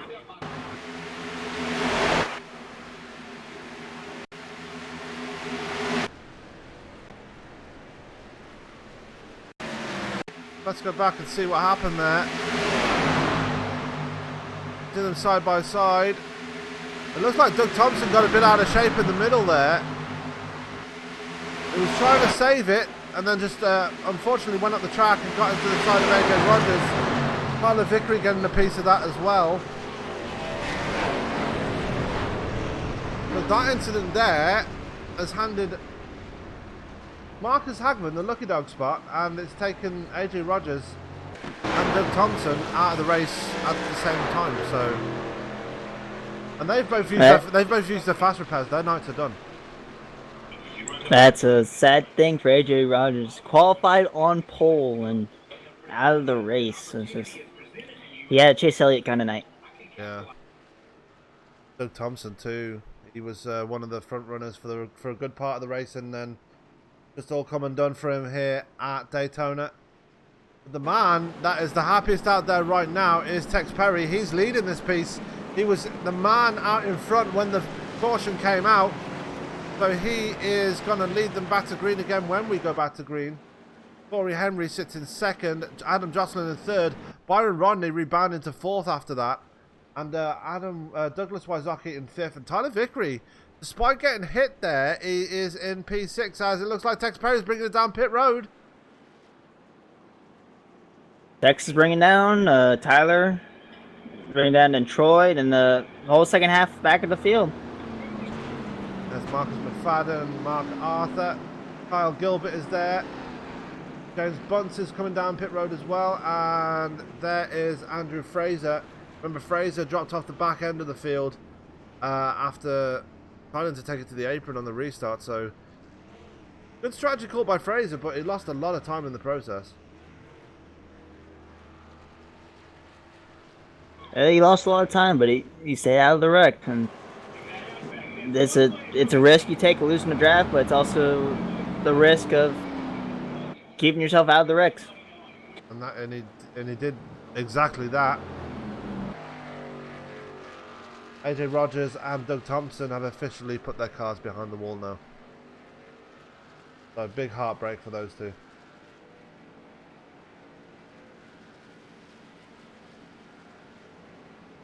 So, yeah. So, it looks like Tex won the race off pit road. He actually used his... I think Tex used his fast repair and a fuel-only stop. Wow. So all that bumping, beating and banging was enough to make him want to use a fast repair. I'm thinking he probably just went in for a fuel-only stop and he accidentally had it clicked. That would be my guess. Because his car looked fine, and then you just watching as he's pitting, it goes, the body reshapes itself. So, this happens a lot of times in sim racing. This could be a costly mistake for Tex, as him and Adam Jocelyn not gonna pit, and they're gonna go choose to follow the rear. Wow, so Tex Perry giving up track position to bring down pit road more often than not. It looks like Tex is doing the same strategy again. He's just gonna stop, then pit road, wait for everybody to pass, and back out he goes. That puts Corey Henry back to the front as well, so he's going to lead this piece going back into the green flag runs towards the end of stage 2. And Byron Rodney up to P2 now after all that. Byron showing he's got what it takes to run with these guys in this league. Absolutely. And I apologise for the lack of interviews here tonight, guys, as I've not got the admin powers that I require to bring people into the booth, neither does Ronnie, so unfortunately we won't be having any interviews until hopefully the end of the race. So just hold on tight, we will have interviews eventually, just not right now. But what we will do now, we're going to go for a quick commercial break. We'll be back in just a moment.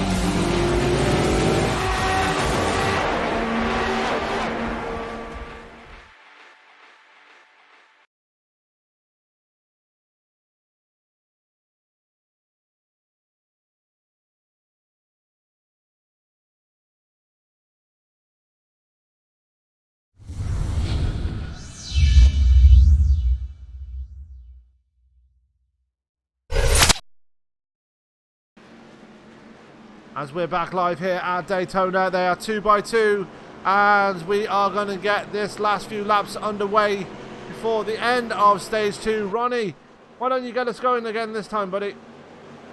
All right. Oh, and apologies to all the Waisaki fans. It wasn't it looks like a Ninja Turtle cars from far, but actually up close it's a Dodge Demon paint scheme. So we'll get your hate mail coming nice. to that's Ronnie Osmer, Louisiana, PO Box OU812. Sorry, Tony, I had to steal your joke. All right, pace car is now off. And green, we are back racing as Corey Henry gets a great start with Waisaki. They're leaving Byron. Actually, Byron got a good start with the help of Troy Patterson. So looks like it's going to be side by side for second going into turn 1. Byron's actually got a run on the high side. He's looking to try to take a lead by himself. Yeah, he's holding his own out there as he's getting a run on the outside of Corey Henry as they come out of turn 2. As here comes Mark Arthur to the outside as well. He's just made it 3 wide on the backstretch. He's not wasting any time here. He wants to get his way to the front, and he's going to make his way to the front. Straight away is the 3 wide for the leaders going through turns 3 and 4. Mark Arthur has got the run on the outside. Too. But 3 wide for 4th. I lost track of 3 wide everywhere now. 2 rows of 3 wide, and if there's Tex Perry, he's on the fresher tyres. There's still 3 wide for the lead as they come across the line. Give that one to Byron Rodney. With 5 laps to go before the 4 laps to go before the end of stage 2. Byron Rodney is your leader right now. In the middle of that 3 wide, this is still going on. Going through turns 1 and 2, Ronnie. Oh, these guys are like it's the last lap, not coming to instead of a stage. These guys are trying to win it now. This is you can't say anything with this race. You're just watch and be amazed. And Byron, he gets down, take to the inside. Byron's now got the lead for sure.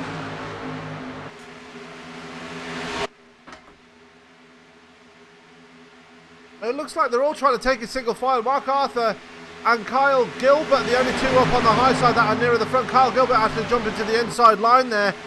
Mark Arthur now all on his own. Byron Rodney is the man in charge of the proceedings right now. As now Arthur goes single file. This could be Byron Rodney's first ever stage win in his first ever race with Major League eSports right there.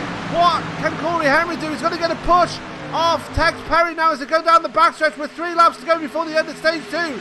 Now Corey Henry has the lead as they go into turn 3.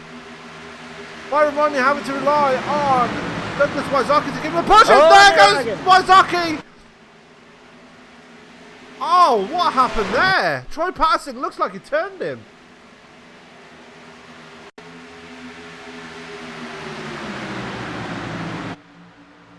Have a look at it from the spotter cam. It I looks know like Mark Arthur's got into the back of Troy Patterson. Troy Patterson got into the back of Waisaki at the same time.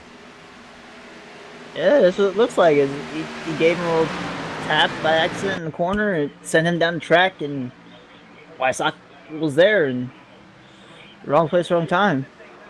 Like an accordion effect. Yeah, but now with this caution being out for the end of stage, I'm pretty sure for the end of stage. So And that is going to be the end of stage 1. Looking at Waisaki's burned up car there. Corey Henry going to get the stage win. Tex Perry for second. Byron Rodney third in stage 2. Mark Arthur 4th. Troy Patterson going to get 5th after that incident. Kyle Gilbert is 6th. Bunce is 7th. Marcus Hagman 8th. 9th, Andrew Fraser, and 10th, Marcus McFadden. So, bit of a contentious incident bringing stage 2 to the end, just as it was getting exciting. Byron Rodney bringing it up. Yeah. Byron playing strategy game. He says, "Oh, stage's over, so I'm just gonna pit." And that could be a strategy call because here comes Tyler Vickery, also in some other cars. So this could be a team call actually, because they're both bringing it down. I would think so because now, thankfully, there's caution. Tyler, if he didn't fix all that damage from the last incident he was involved in, he can get the rest of that fixed now. and he'll now have a teammate to help him get back up through the pack. Also, the same goes for Jocelyn, who could work with both of the PH cars. If he wanted to. Tyler Vickery did not stay in to get that damage fixed, so he's just going to carry on his merry way. That's very questionable. Maybe the car is done fixed. It's all fixed up as much as they could. So, looking at that front nose, if Tyler wants to stay in this race, he's gonna have to push Byron. He can't be a lead car. Absolutely. There is Byron Rodney in that 75 PH aware machine. PH aware Ectelion machine. And Ride to Give. The caution student driver sign on the back. So if he does win, he's gonna brag that that everybody got beaten by a student driver. Does it every time he wins. Yeah. That's one of his great qualities. He has a wicked sense of humour. In a wicked kind of way. As Tex Perry's bringing down pit road again.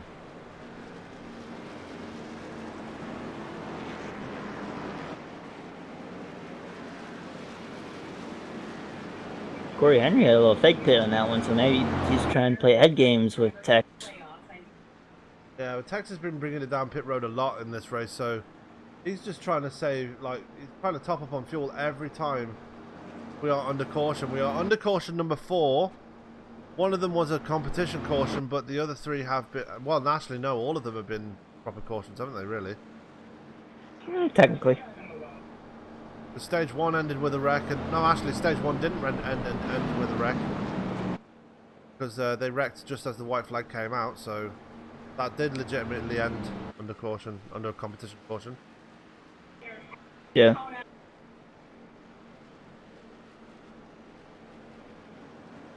And the thing is here, Byron Rodney and Tyler Vickery are both on track together now. They're back along with each other, so it's going to be interesting to see how those two push their way to the front, the 75 and the 24. Well, now that the stages are over, this is the time of the race where you need a teammate the most. And this is where it's going to help Byron and Tyler. Because now that they're together, neither one of them has to lose momentum. Neither one of them has to figure out a way to get up there to their teammate. They are now together. They can now work together. And they can figure out a way to steal the win. Troy Patterson, also a man up in the front there. He is promoted up to second place. Remember, him and Mark Arthur were involved in the incident that involved Douglas Wysocki. As Tyler Vickery is bringing down pit road again. Maybe he is finally deciding to repair some of that damage on his car. Let's see.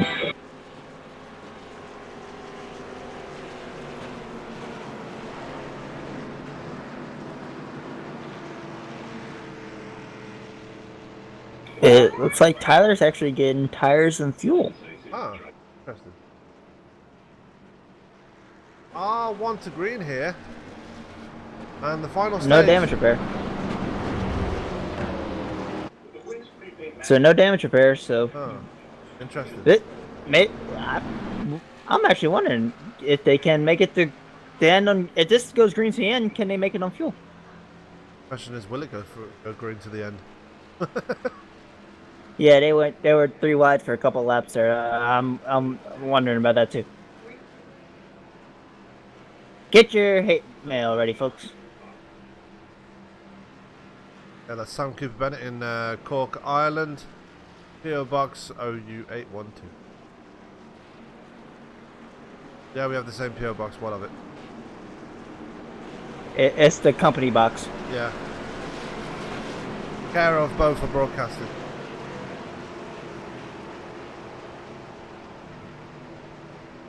Anyway, they're just making their way through turns 3 and 4. About to let them loose again. Corey Henry at the point one more time. He's led 17 laps here. He's about to lead number 18.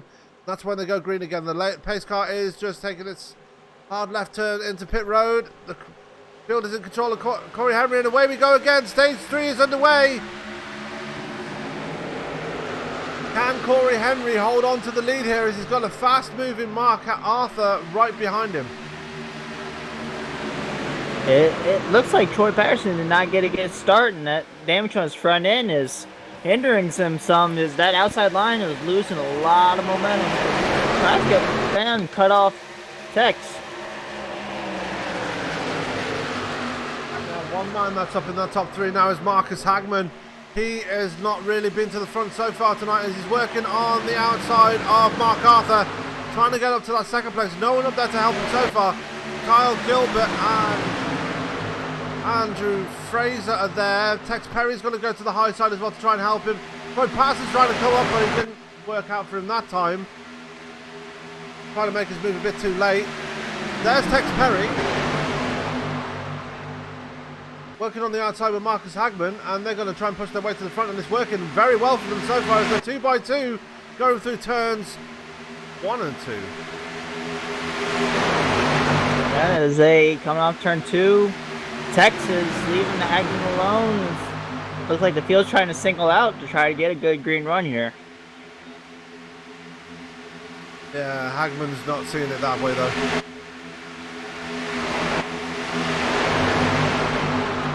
He's now got Andrew Fraser right behind him.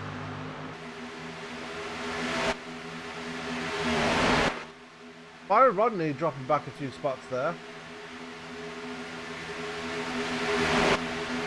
I believe Byron restarted 6 on that restart. Yeah, he's dropped back to 8 now. So Rodney is just conserving his stuff right now. Wondering if he's trying to make his way backwards so he can get with Tyler Vickery and work with him at this point.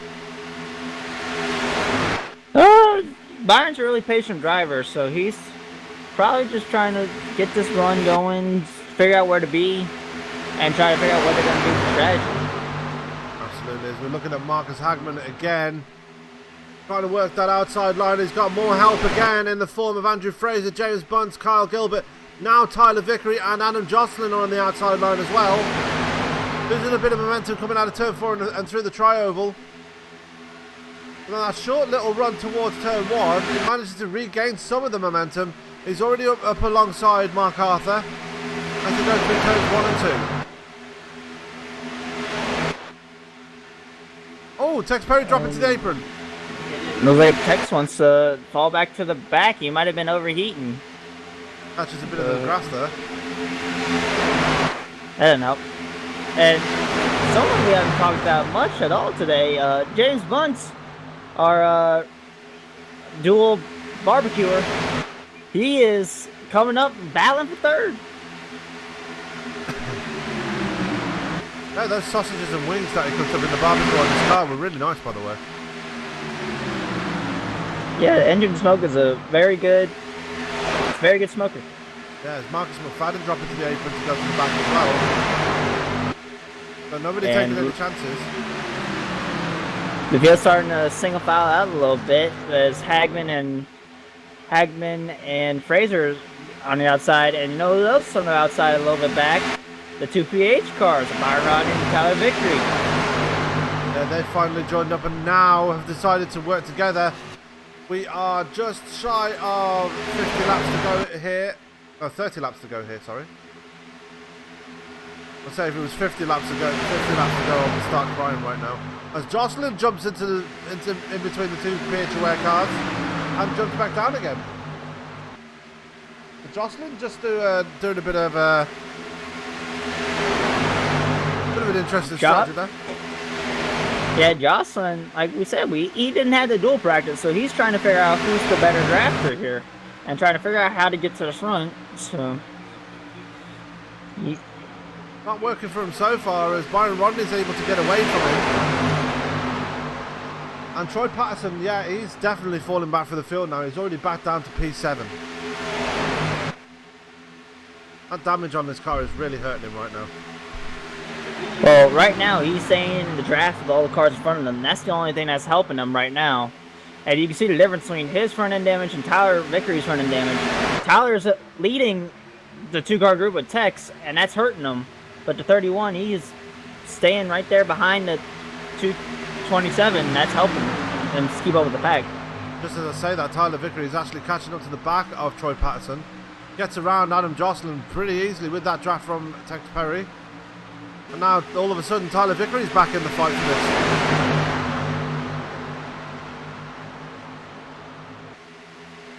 Corey Henry, meanwhile, he's dropping to the Corey, apron. he's on the pit road. Oh, wow. So, green flag pit stops are underway already. Corey Henry actually is on all the tyres. So, he had no choice but to bring him down pit road. So, Mark Arthur now takes over the lead. Marcus Hagman's still on that outside line, though, with Andrew Fraser right behind him. That's a very interesting strategy Corey decided to go with. He's by himself, so this could be, if there's a wreck, he's a genius. If there's no caution, he's a bonehead. As Hagman's looking to now taking the lead on the high side. And he takes it, drops to the bottom line, leaves Andrew Fraser hanging up there. As Vickery and Rodney are both together again on that outside line, and they're working together with Wazaki on that outside line to try and push Andrew Fraser to the front.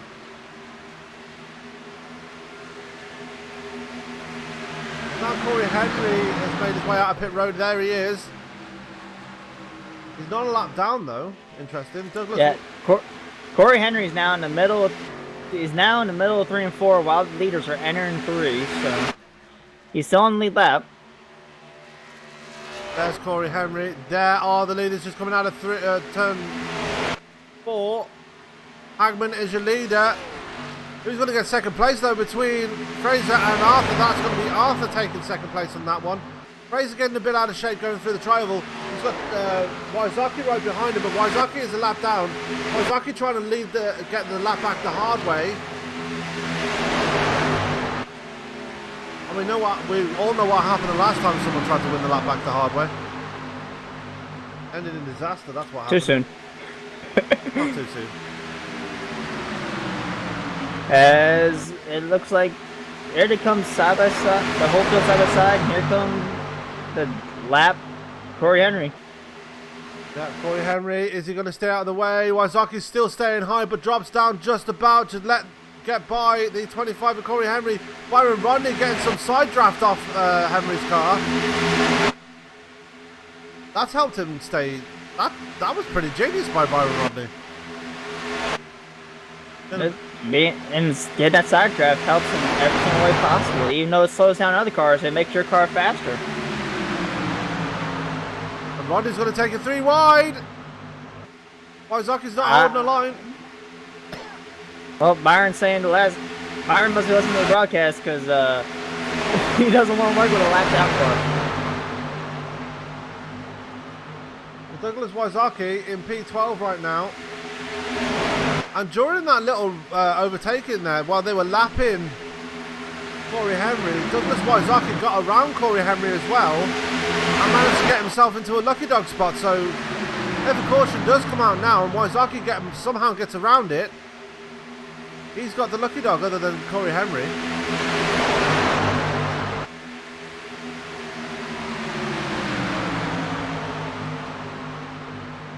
And there goes Wazaki to the outside of Fraser. Byron gave Wazaki a push with Tyler Vickery behind him. And Gentry's going to the middle. And Corey Henry making his way through as well on those freshest tyres. As well, he's going to try and follow Wazaki to the front there, and that's the battle for the lucky dog spot. Henry just breezed by Wazaki, and he's going to try and breeze by the leaders as well. He's on the freshest tyres out of everybody there. But no surprise that he's the faster one of the guys. Yeah, that's the one thing nobody talks about. Oh no, there goes 19. Oh, so much for lucky dog. Get around in Vickery. Oh, Tyler got away with it. Oof. That was unfortunate.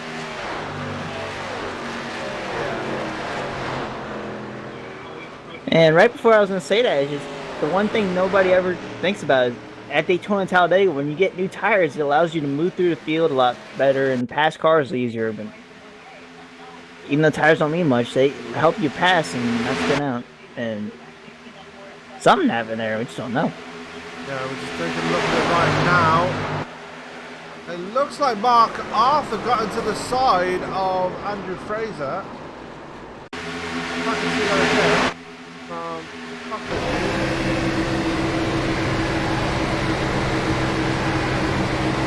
the cockpit with Corey Henry. Oh, there's neck code. Yeah, it did look like that good. Mark Arthur getting a lot of that. James Bunce gets some of that as well.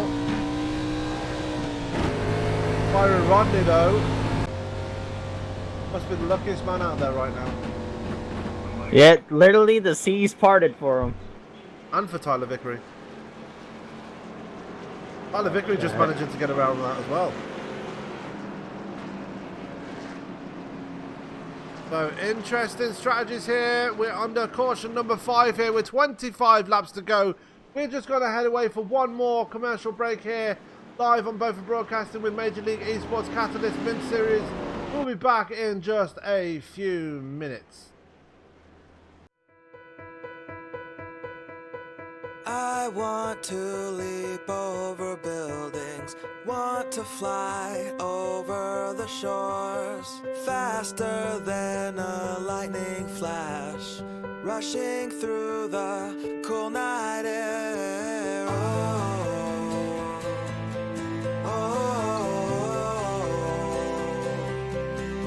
So start ignition, count to 0. I just wanna be a superhero. Hey, what's up, guys? Scott Speed here at the iRacing headquarters. Some exciting news about the upcoming Rallycross World Championship. They've got a wild card entry, and yours truly is gonna get that spot. See you guys out on the track.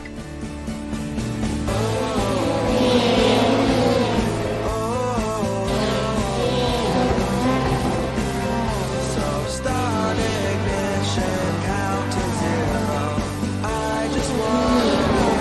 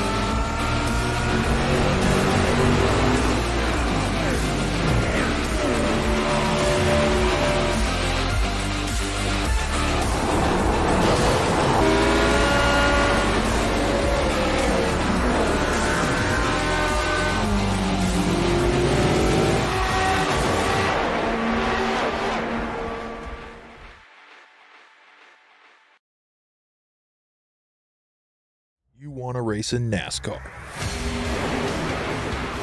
The road starts here. Introducing the eNASCAR at Night Series powered by iRacing. This is the gateway for all aspiring 13 to 16-year-olds. Starting June 20th, ignite your dreams of one day racing in the top tiers of NASCAR. Go to www.iracing.com/ignite for full details.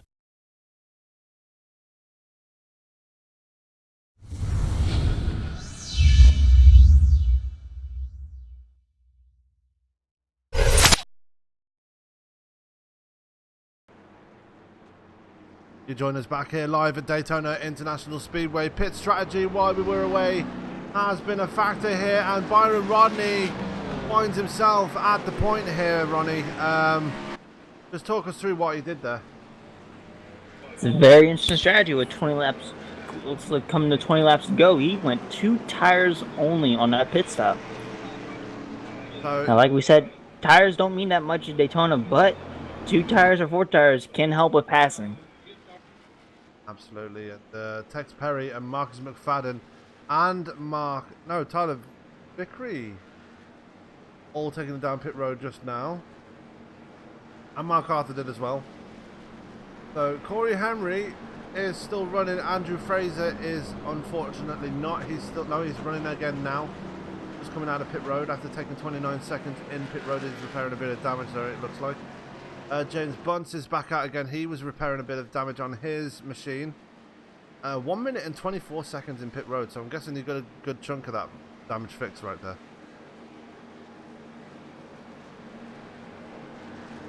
But your man at the front right now, Byron Rodney, leading proceedings, and Ronnie, time for you to get us going again, buddy. All right.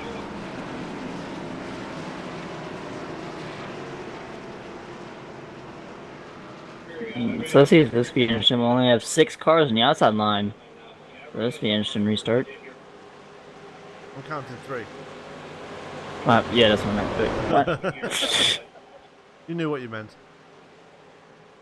Alright, here we go. Pace cars off. Byron Rodney leading the field, and we got the green flag. Here they go. Byron, really good start. He's got keeping everyone behind him, and Hackman, he's got a good start also. He's keeping up with them on the high side as they head down into turn 1. Byron Rodney leading things as they go into turns 1 and 2. He's got Troy Patterson right behind him. He's got a car length out in front now as he goes through turn 2. Byron Rodney, the man at the point with 21 laps to go. It's getting to that point in the race where everybody is going to start trying to get the wreckers or get the checkers here at Daytona.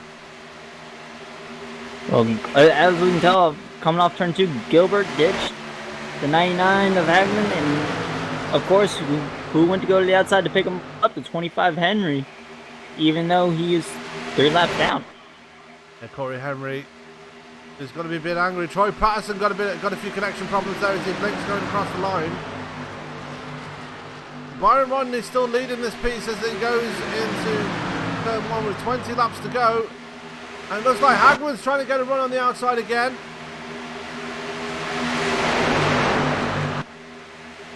Not getting the momentum that he needs to push his way to the front though. It looks like Jocelyn, we know, has a fast car. He qualified on the front row, so he's trying to give Hagman a good shove to get him to the lead. Byron doing what he needs to do, just holding that inside line, trying to tell him the fourth pass on the outside. And it looks like Hagman might have a run coming near to the line. What Byron Rodney should have done there is maybe try to defend that high line, stop Hagman from getting that run, and Hagman does have the run now going into turn 1, but the question is he going to get the momentum coming out of turn 2? Goslin's not flush on his back end, and he's not going to give him that bump that he needs, but he gets it anyway. You can tell right now the 83 is a lot better pusher than the 31. Because 31's all over the place behind Byron, and 83 sticking to the 99's back bumper. Byron somehow led that last lap, so let's see how the drag race really comes down the line this time. See who's going to lead this one. Looks like Hagman's got the nose out in front, and Hagman gets the lap. Hagman now has to clear. Yeah, Hagman now has to clear, but he's going to... Oh, he left the hole open for the 83, and 83 of Jocelyn, he's going to go to the inside. He waited too long for the clear. And now Byron Rodney's in trouble.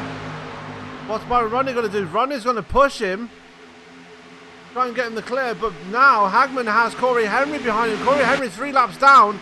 All he can do is help the person in front of him, and he seems like he's trying to help Marcus Hagman as they make their way through turns 3 and 4. Not many cars left in this now. Not many left, but you only need 2 to that an exciting finish. Absolutely. Marcus Hagman giving that lap then, 1/10 of a second to the good, as he's getting one hell of a push off Corey Henry. And now Hagman has got one hell of a clear from the rest of the field. He's actually being pushed away from the pack by Corey Henry right now. Yeah, you can tell right now. I don't know why he was that.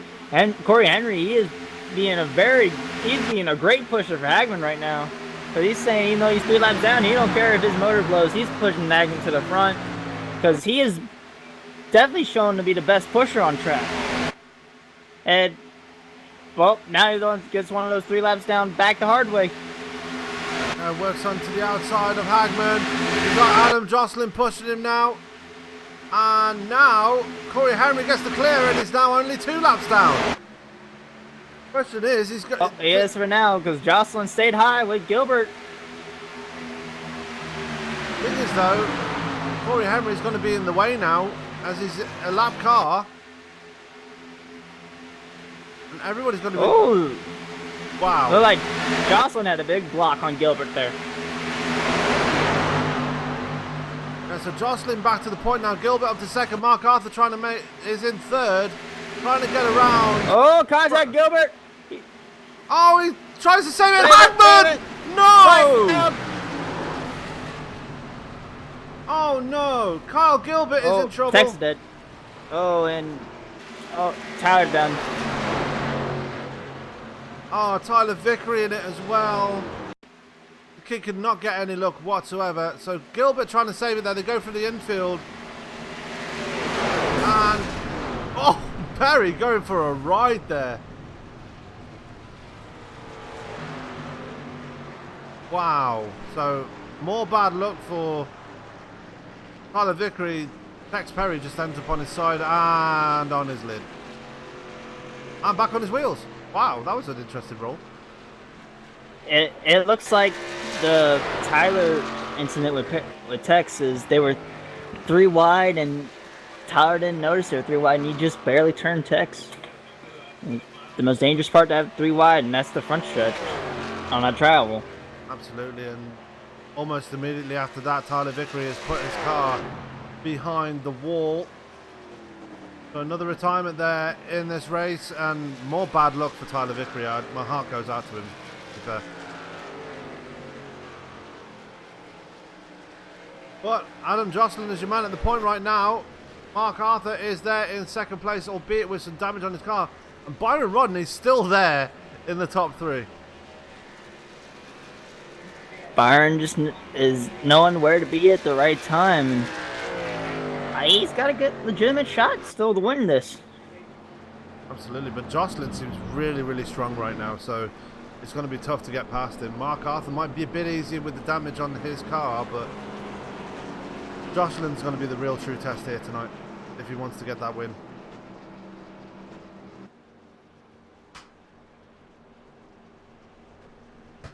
Make the way out of turn 4.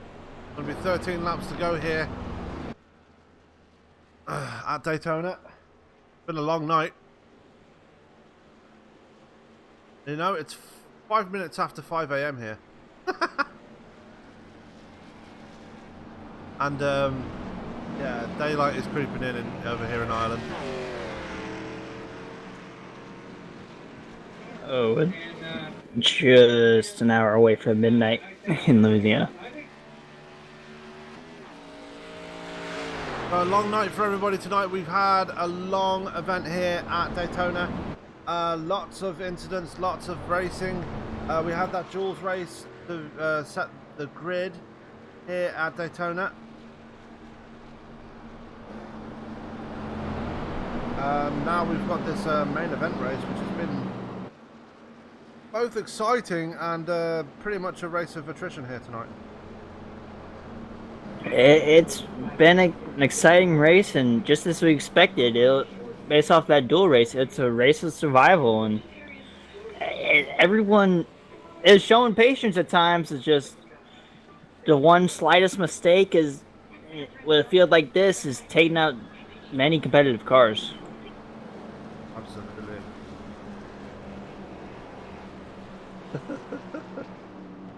Just looking at the live chat there, everybody's giving a lot of support to their favourite drivers. And Dude is giving a lot of support to Corey Henry. Unfortunately, your man is 3 laps down. Well, 2 laps down now, actually, I think. 3 laps down. Nope, still 3. No, still 3. Yeah, 3 laps down. Toby Spruce, your man Tex is now 2 laps down, and unfortunately 3 minutes in pit road. His car is severely damaged. I think he's already taken a fast repair, so he might be out of this thing. And Papa Smurf Hero, that's James McDavid. Your boy's still in it. Byron Rodney is in 3rd place right now. We've just seen him on screen right there.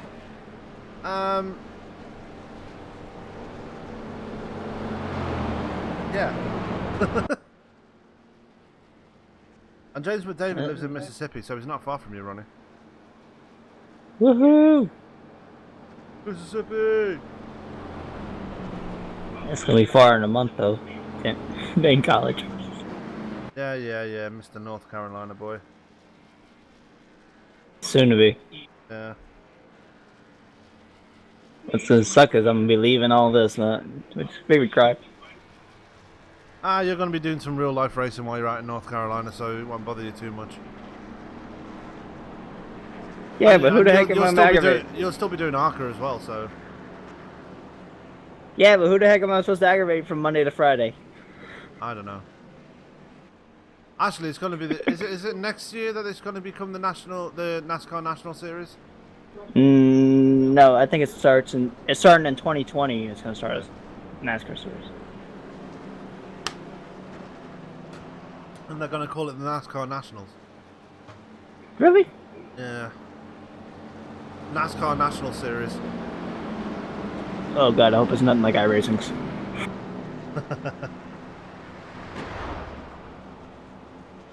Well, at least you'll still have your trusty Ford Fusion for Daytona, hopefully, next season. Oh no, unless they get enough money to get a Ford Mustang. It'd probably be unlikely, but you know, no. Nah. They're gonna be still running Fusions. Lights are now out on the pace car. Absolutely, Adam Jocelyn, your man at the point. Mark Arthur is going to have the difficult task of staying up on that high side, and he's going to have the fast start and Byron Rodney to his inside, so watch for the 75 to jump on that inside line as soon as the green flag comes out. Roy Patterson's still there in 4th place, good running for him. And Marcus McFadden up in the top 5 as well, so he's been silently stalking his way further up the field too. Yeah, he's been relaxing in the back of the field all race, keeping his nose clean. So maybe he can pull a trick out of his head, make a surprise move, and get the win here. Yeah, Marcus Hagman and James Bunt are still there as well. Douglas Wysocki is back on the lead lap, and he is there too. Kyle Gilbert back there in 9th after that incident with Marcus Hagman. And Andrew Fraser is a lap down, but he's still holding on to that last spot in the top 10. Tex Perry, unfortunately, I think he might be done with this race because he's been in pit road for nearly 7 minutes, and he doesn't look like he's going anywhere anytime soon. Especially when we're going to go green with 10 laps to go. They're just making their way through turns 3 and 4 now. So we're going to be going green any second now. There they come out of turn 4. And hopefully we can get this staying green until the checker flag now. As we're waiting for that pace car one more time to make that left turn. There he goes. Jocelyn just waiting for him to get it going one more time. The green flag comes out and Jocelyn stamps on the loud pedal. Byron Rodney, as expected, is going to go right with him and right to the inside line on Mark Arthur. Troy Patterson going with him. James Bunt is in the wall. Kyle Gilbert is there too. And that is no caution. Corey Henry in that as well. No caution, as you just mentioned, but James Bunce still in the wall there, turns it around. Can he get it going before the pack come back around again? As they're already making their way towards turn 3. Yeah, while this happened, Mark Arthur, he's in second place now. Guy in between Jocelyn and Byron. And the 31 is all out there by himself. Absolutely, and Troy Patterson's going to fall backwards now, as that is just an inside line full of fast cars, and he's got no help behind him. So Patterson going to fall back to P6 now, as we are 9 laps to go here at Daytona. Adam Jocelyn is your man in the lead. Mark Arthur looking for a gap maybe, trying to force Adam Jocelyn into a mistake. This is getting interesting. We got 6 cars here, all nose to tail. So this is any of these guys' races, and if something crazy happens, Wysocki, he's sitting in 7th. So even though he's so far back from the draft, anything can happen here at Daytona. Yeah, there he is, just coming out of turn 4. Coming out of turn 4. But everybody's single file in that lead pack right now, apart from Troy Patterson is still committing to that outside line, hoping that one of these guys go with him, but not going to be. I think it's slightly too early right now. Wait until it's about, what, 3 laps to go, 2 laps to go. That's when someone will try and pick the outside line and maybe go for a glory run. But at the moment, they're all single file. And just as I say that, Byron Rodney jumps to the outside, and Marcus Hagman is going with him. Yeah, I was about to say, with this being iRacing, caution comes out with 5 laps to go. That's the end of the race. So 6 to 7 laps to go. No! There they go! Hagman's around. Still no caution. Really? No caution? Oh, alright then. So it's now become a 3-car race between Adam Jocelyn, Mark Arthur, and Byron Rodney. Troy Patterson is still back there, but severe damage on his car. Marcus McFadden will overtake him at some point in this venture as he comes out of turn 2. But now is Byron by himself on the outside. He is trying his hardest to get around the 83 and the 12. He is side by side with them, using the side draft as best as he can. absolutely still up there. Not going to have the speed going for the corners though, as he's backing off now. He's losing the momentum to Mark Arthur. Mark Arthur going to slide in and reclaim that second place. Byron Rodney needs help up there. Byron needs help, but he's got none. If I was Byron right now, I would slide back into 3rd place, try to reset, and try to find another way to get the setup a run. Absolutely, he's still there. Still alongside Mark Arthur. Racing him hard, but at the same time as Byron Rodney does, Byron Rodney racing him very, very clean as they come out of turn 2. 6 laps to go here at Daytona International Speedway. And this race is leaving me in tenterhooks right now. Hey, well, let's say, if you got 2 cars, you can have an exciting, incredible finish. Fortunately, we got 3, and Byron, he's doing everything possible by himself to get around the outside of these 2 cars that are working together. Yeah, it's not working for him so far. I think he's going to do what he's going to have to do what you suggested. Maybe jump back down to the inside and draft with these guys until it is actually time to go. Maybe go with Mark Arthur if he decides to make a run, and he does exactly that. He jumps in behind Mark Arthur, and he's going to wait. He's going to wait for something to happen here, as we are 5 laps to go here at Daytona. So he's going to sit back and wait and see if Mark Arthur actually does try and make a move here. Well, as we know, Byron's not afraid to make a 3 wide. So if Arthur tries to make a move, maybe Byron tries to make a 3 wide move, and you have even more momentum. So this could be an incredible finish we see here, folks. Absolutely. I mean, there's only 3 cars in it. There are still cars running. James Bunce is the last man out on track right now. He's all on his own in P8. There's only 8 cars left on track. But this is where it's all at right now. Jocelyn, Arthur, and Rodney. Rodney looks like he's slightly fallen off the back there as James Bunce has taken it to the infield with a severely damaged car from that wreck he had on the restart. Who's going to take the initiative here? It looks like Mark Arthur's slightly leaving the gap there. He doesn't want to go too high at this point. It looks like Arthur's trying to flirt with that outside line to see if Byron Rodney will go with him. But no, what Arthur's doing is he's sliding up half a lane on the coming in the middle of the corner. So coming off the corner, he comes back down, uses that bankment to gain momentum, and with the draft get even more speed to gain momentum on the 83 and try to set up a pass. Or maybe he's going to try and force Jocelyn into trying to defend, and then maybe try and sell him a dummy and move to the inside. I don't think so, but it's just the problem right now is Byron is falling back a little bit. And so, but as soon as I say that, Byron's getting a run off 4. So the popsicle sticks are out this time round. As they cross the line, Jocelyn, Arthur and Rodney, your top 3 right now. Only 8 cars left in this, but it's still exciting at the front. As you can see right now, this is your top 3. Jocelyn really doing well to hold off these 2 behind him, and he's been looking for this win all season. And it looks like he's finally going to get the win, but he's got to defend from the 12 and the 75 to get it. As he goes into turn 3 now for the penultimate time here at Daytona. But there's lap traffic ahead of these guys. That could be the chance Arthur's looking for. There's Andrew Fraser just ahead of them.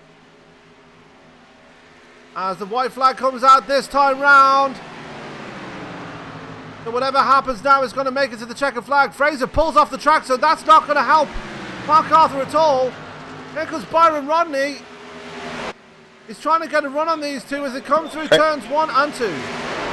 Fraser, he's trying to set up a run coming off the corner. Byron's got to run. Byron look to the outside. Byron's got to run. He's going to take it to the outside. Drag race down the back here for 2nd place. So Byron Rodney moving to the outside to see what he can do there as they come through turns 3 and 4. Jocelyn has the lead. Mark Arthur has it in 2nd place, but only just as Byron Rodney tries to keep it wound up on the high side. Coming out of turn 4 now. Is he going to get enough of a run coming down to the line? Adam Jocelyn's going to get the win, but who's going to get 2nd place? It's Mark Arthur claims 2nd place. Byron Rodney gets 3rd, but what a finish there. Adam Jocelyn claiming the win here at Daytona, and what a happy man he is there in that US Navy car. That was an incredible finish. Byron had momentum. He made the chance for the run. Arthur didn't go with him, and that just them 2 side by side unfortunately gave Jocelyn the win. Absolutely, and hats go off to Byron Rodney. His debut race with Major League Esports, and he brings it home in 3rd place, just 85 thousandths of a second away from a win. So to win it on your debut is like to get a top 3 on your debut is special, but to get a win would have been even more awesome for him. But he comes home in 3rd place. That's just enough for him right now, as that is your man there that comes home in 1st place. That is Mr. Adam Jocelyn.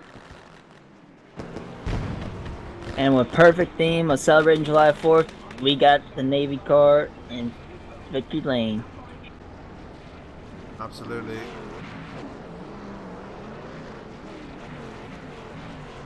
And he's doing the podium victory lap. Yep.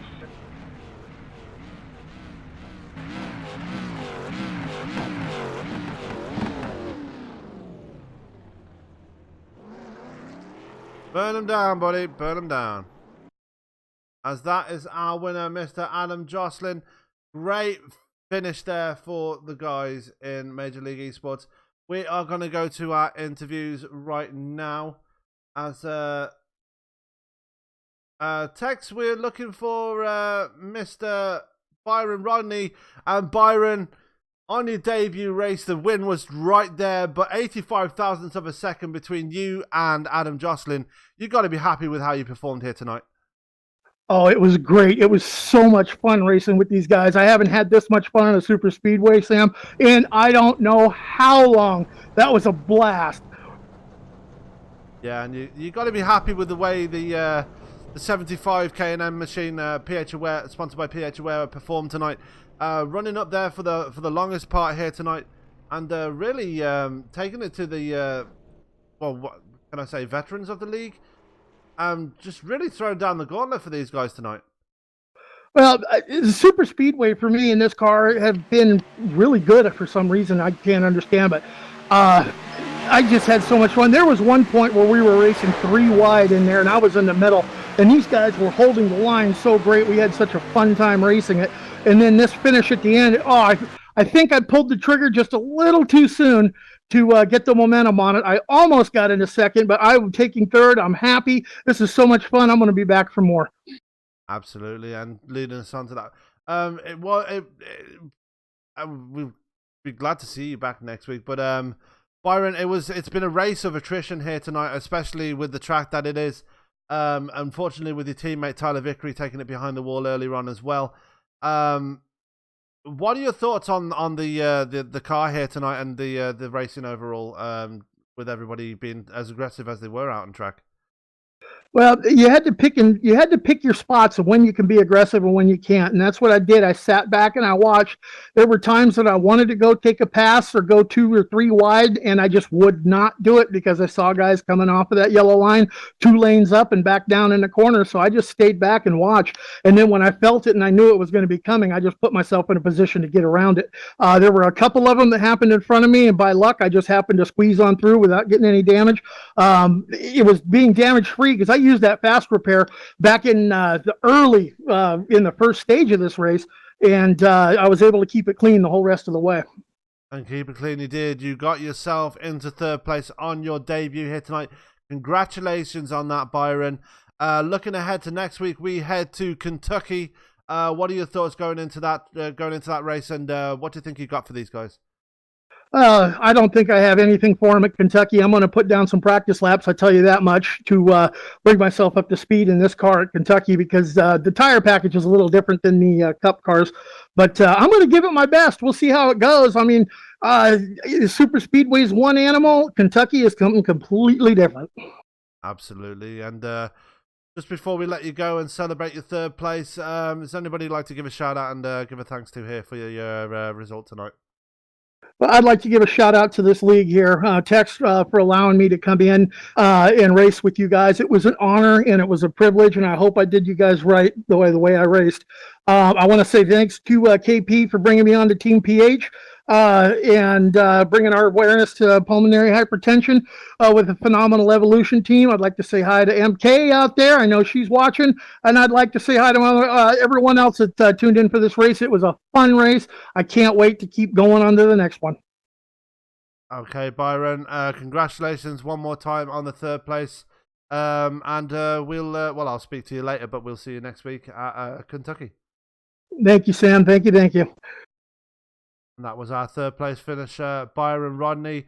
Ronnie, I believe I'm going to let you talk to Mr. Mark Arthur now, who's going to be joining us in the broadcast booth. I believe you're with him right now. How you doing, Mark? Yeah, I got you.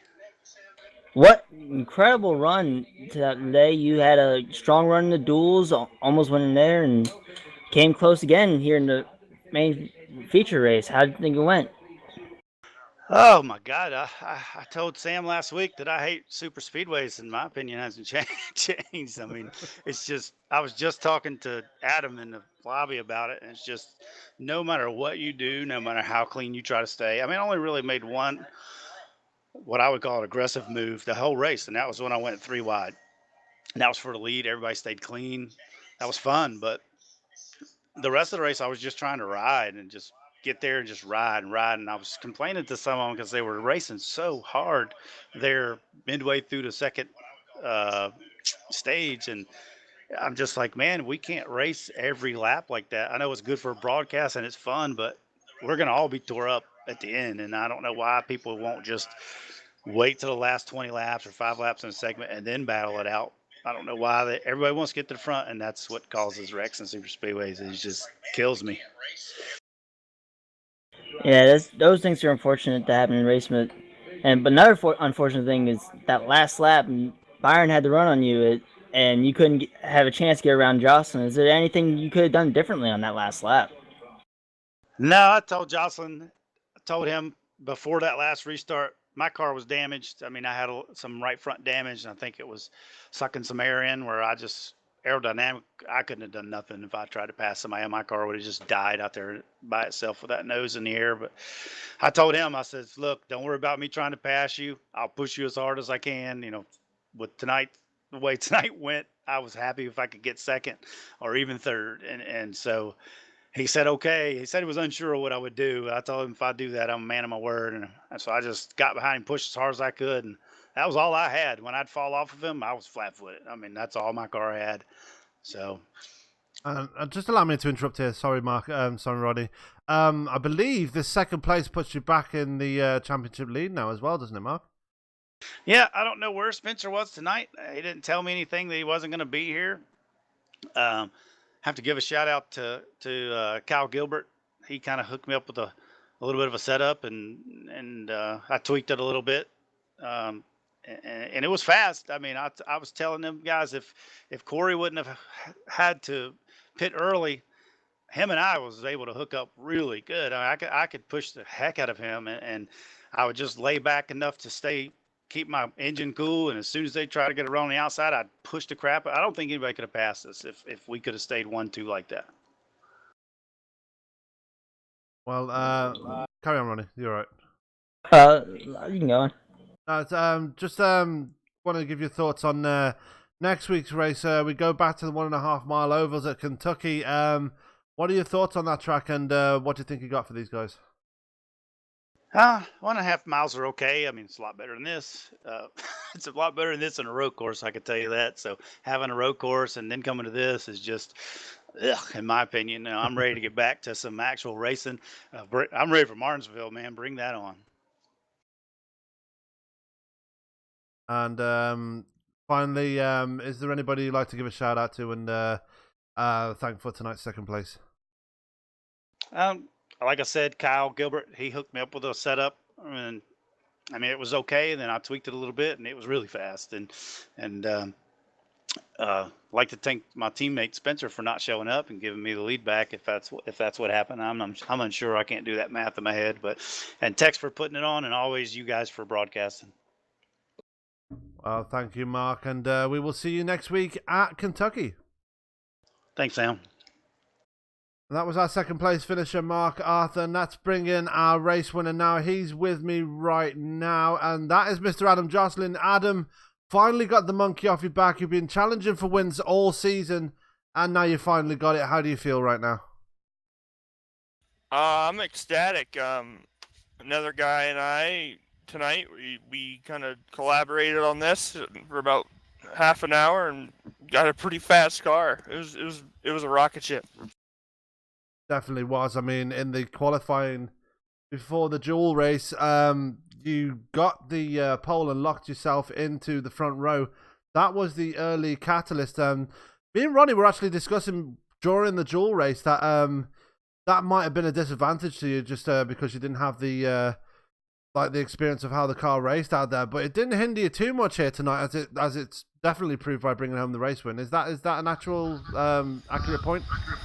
Yeah, that's a good point. AJ and I in practice I think we probably ran 30 laps or so. Just we went out first, and the car felt really wishy-washy and all over the place. And put it through some telemetry and lowered the car, and it stuck to the track like glue after that, and picked up speed. So yeah, it was. We had an idea of what it was going to do during the race. It took off really slow on restarts, but once it was wound up, it was fine. Absolutely, and definitely worked out fine for you. Definitely a close run thing, and definitely a race of attrition here tonight at Daytona. What were your thoughts on the overall racing here tonight, and how did you feel with the racing as close as it was getting near the end there? It was a bit of an attrition race, I'll say that, but it's expected at this track, at this car. Out of all the cars on the sim, this one probably, out of all the stock cars, this one probably drafts up the fastest, and it's hard to stay in line, so I kind of understood that. And I knew the 12 had damage behind me, and he said he was going to stick to my bumper, so when he got side by side with, I don't know what that other car was, but I didn't know if he was going to stay behind me or not, but he said he was going to. But when he got side by side with that other car, I knew I could probably hold him off. Absolutely, and hold him off. You did, and you claimed the win here tonight. Congratulations on getting your first win of the season here tonight, Adam. Thank you. Going on to next week, we head to Kentucky. What are your thoughts on the 1.5 mile oval? I think we'll be pretty prepared for that. We ran okay at Chicago last week with not a lot of notes on how to build a step in one of these cars, but I think going into Kentucky next week we'll have a better shot than at Chicago. Absolutely, and we definitely look forward to that one and seeing what you can do in that number 83 K&M machine, adorned with the U.S. Navy sponsorship. Yes, sir. Finally, is there anybody you'd like to give a shout out to and say some thanks to for your win tonight? I got to thank AJ for the help, the Navy on the car, Davis Chassis Works on the back bumper. I actually work on a car that he built up here in the Northeast. So that's all I want to thank. Yeah, and it's kind of fitting that the during the 4th of July week that a member of the U.S. Armed Forces gets to win this race. So definitely doing it for your country here tonight, Adam. And congratulations on the win one more time. And we will see you next week from Kentucky. Yes, sir. Thank you. And that was Adam Jocelyn, our race winner here tonight at Daytona. Joining us in the booth right now is league owner Tex Perry. Tex, not working out the way you wanted it tonight, but yeah, what are your thoughts on tonight's race?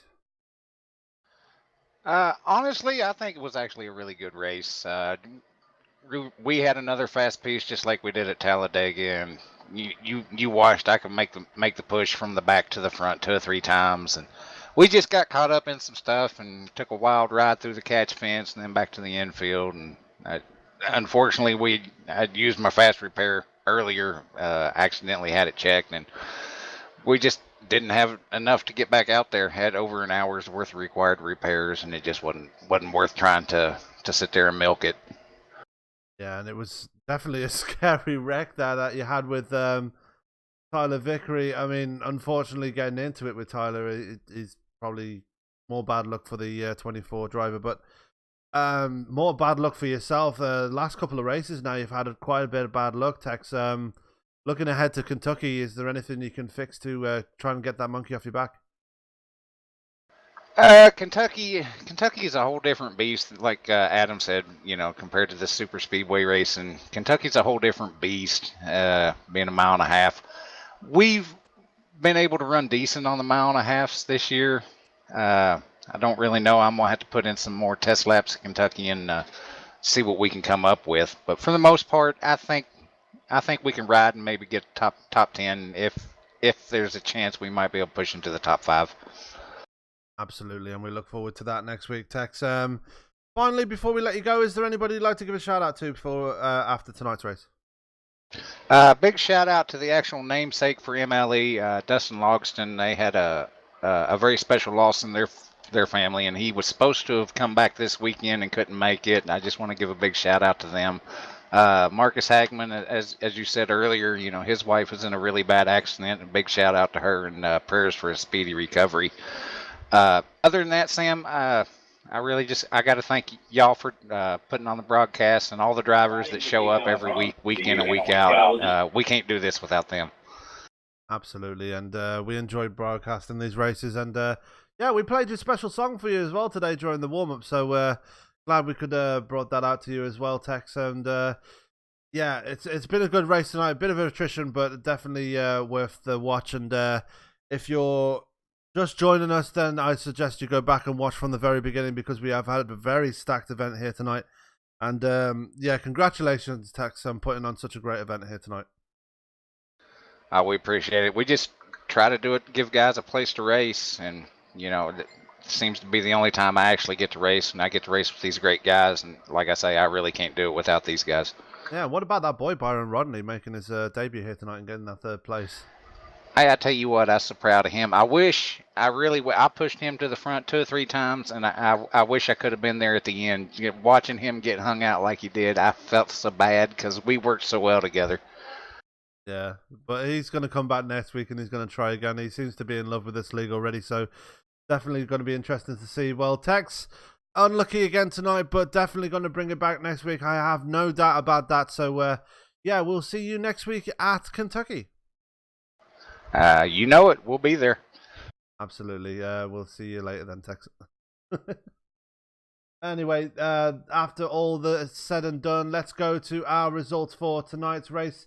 As, Adam Jocelyn bringing home his first race win of the season, just holding off Mark Arthur and the debutant Byron Rodney, who came home in third. Douglas Wysocki, after everything he's been through in the race, finishing in the top 5, he comes home in 4th. Troy Patterson, he's been through a lot as well tonight. He comes home in 5th. Just outside the top 5 was Marcus McFadden. He come home in 6th. Andrew Fraser 7th. 8th, James Bunce. 9th, Marcus Hagman. And rounding out the top 10 was Kyle Gilbert. Ronnie? Oh, shoot, I accidentally. I lost my standings. That's okay. It's in 11th place was Corey Henry. 13th place was Tex Perry, who we just spoken to. Heartbreak again for Tyler Vickery. He comes home in 13th in the end. 14th was AJ Rogers. 15th was Doug Thompson. 16th was Mike Tipton. Last car to take the green. Carlton Hendry not taking the green here in the main race. Cody Walling, Troy Lent, and Travis Brown also not taking the green here tonight. Well, that is going to do it here tonight from Daytona. I hope you guys enjoyed such a special race here tonight for many, many reasons. I mean, we had the dual race. We had the special song during the warm-up. That was special. And obviously, we had the main race itself, which has been an absolute spectacle. And congratulations definitely go out to Adam Jocelyn for collecting tonight's win. Well, that is going to do it here tonight. As I'm waiting for my music to load up. Don't know why it's not. There we go. That is going to do it here tonight at Daytona. Again, one more time, a special race. Ronnie, what are your final thoughts going from tonight's event? It was an incredible race, lots of battles, an exciting finish, lots of torn up race cars, but it's Daytona, baby. When it comes down to the checker flag. Absolutely, and it definitely came home for the right person here tonight. Next week we go to Kentucky, so be sure to stay tuned for that one, as we are going to be set to kick off at 9:55 p.m. Eastern. But before that, we have a lot more racing action coming for you tomorrow night with Top Fuel Racing. They're bringing the Summer Light Series to Lucas Oil Raceway in the Pro Mazda. Ronnie, do you reckon you're going to be there for that one? I'm pretty sure I will be there, so it's going to be a fun race. Absolutely, and we're looking forward to bringing that to you. The newest series to come to both for broadcasting Monday. We're back with the Paskey's Truck Series, and I know you're going to be there for that one, Ronnie. Oh, yeah, obviously, I'm definitely going to be defending my championship. And that is set to kick off at... I believe it's going to be set to kick off at 10 minutes after 9 Eastern, so make sure you tune in for that one. Tuesday we're off, and then Wednesday we have the finale of Top Fuel Racing as they go to ISM Raceway. And Ronnie, you're definitely going to be there for that one, right? Should be. That's good.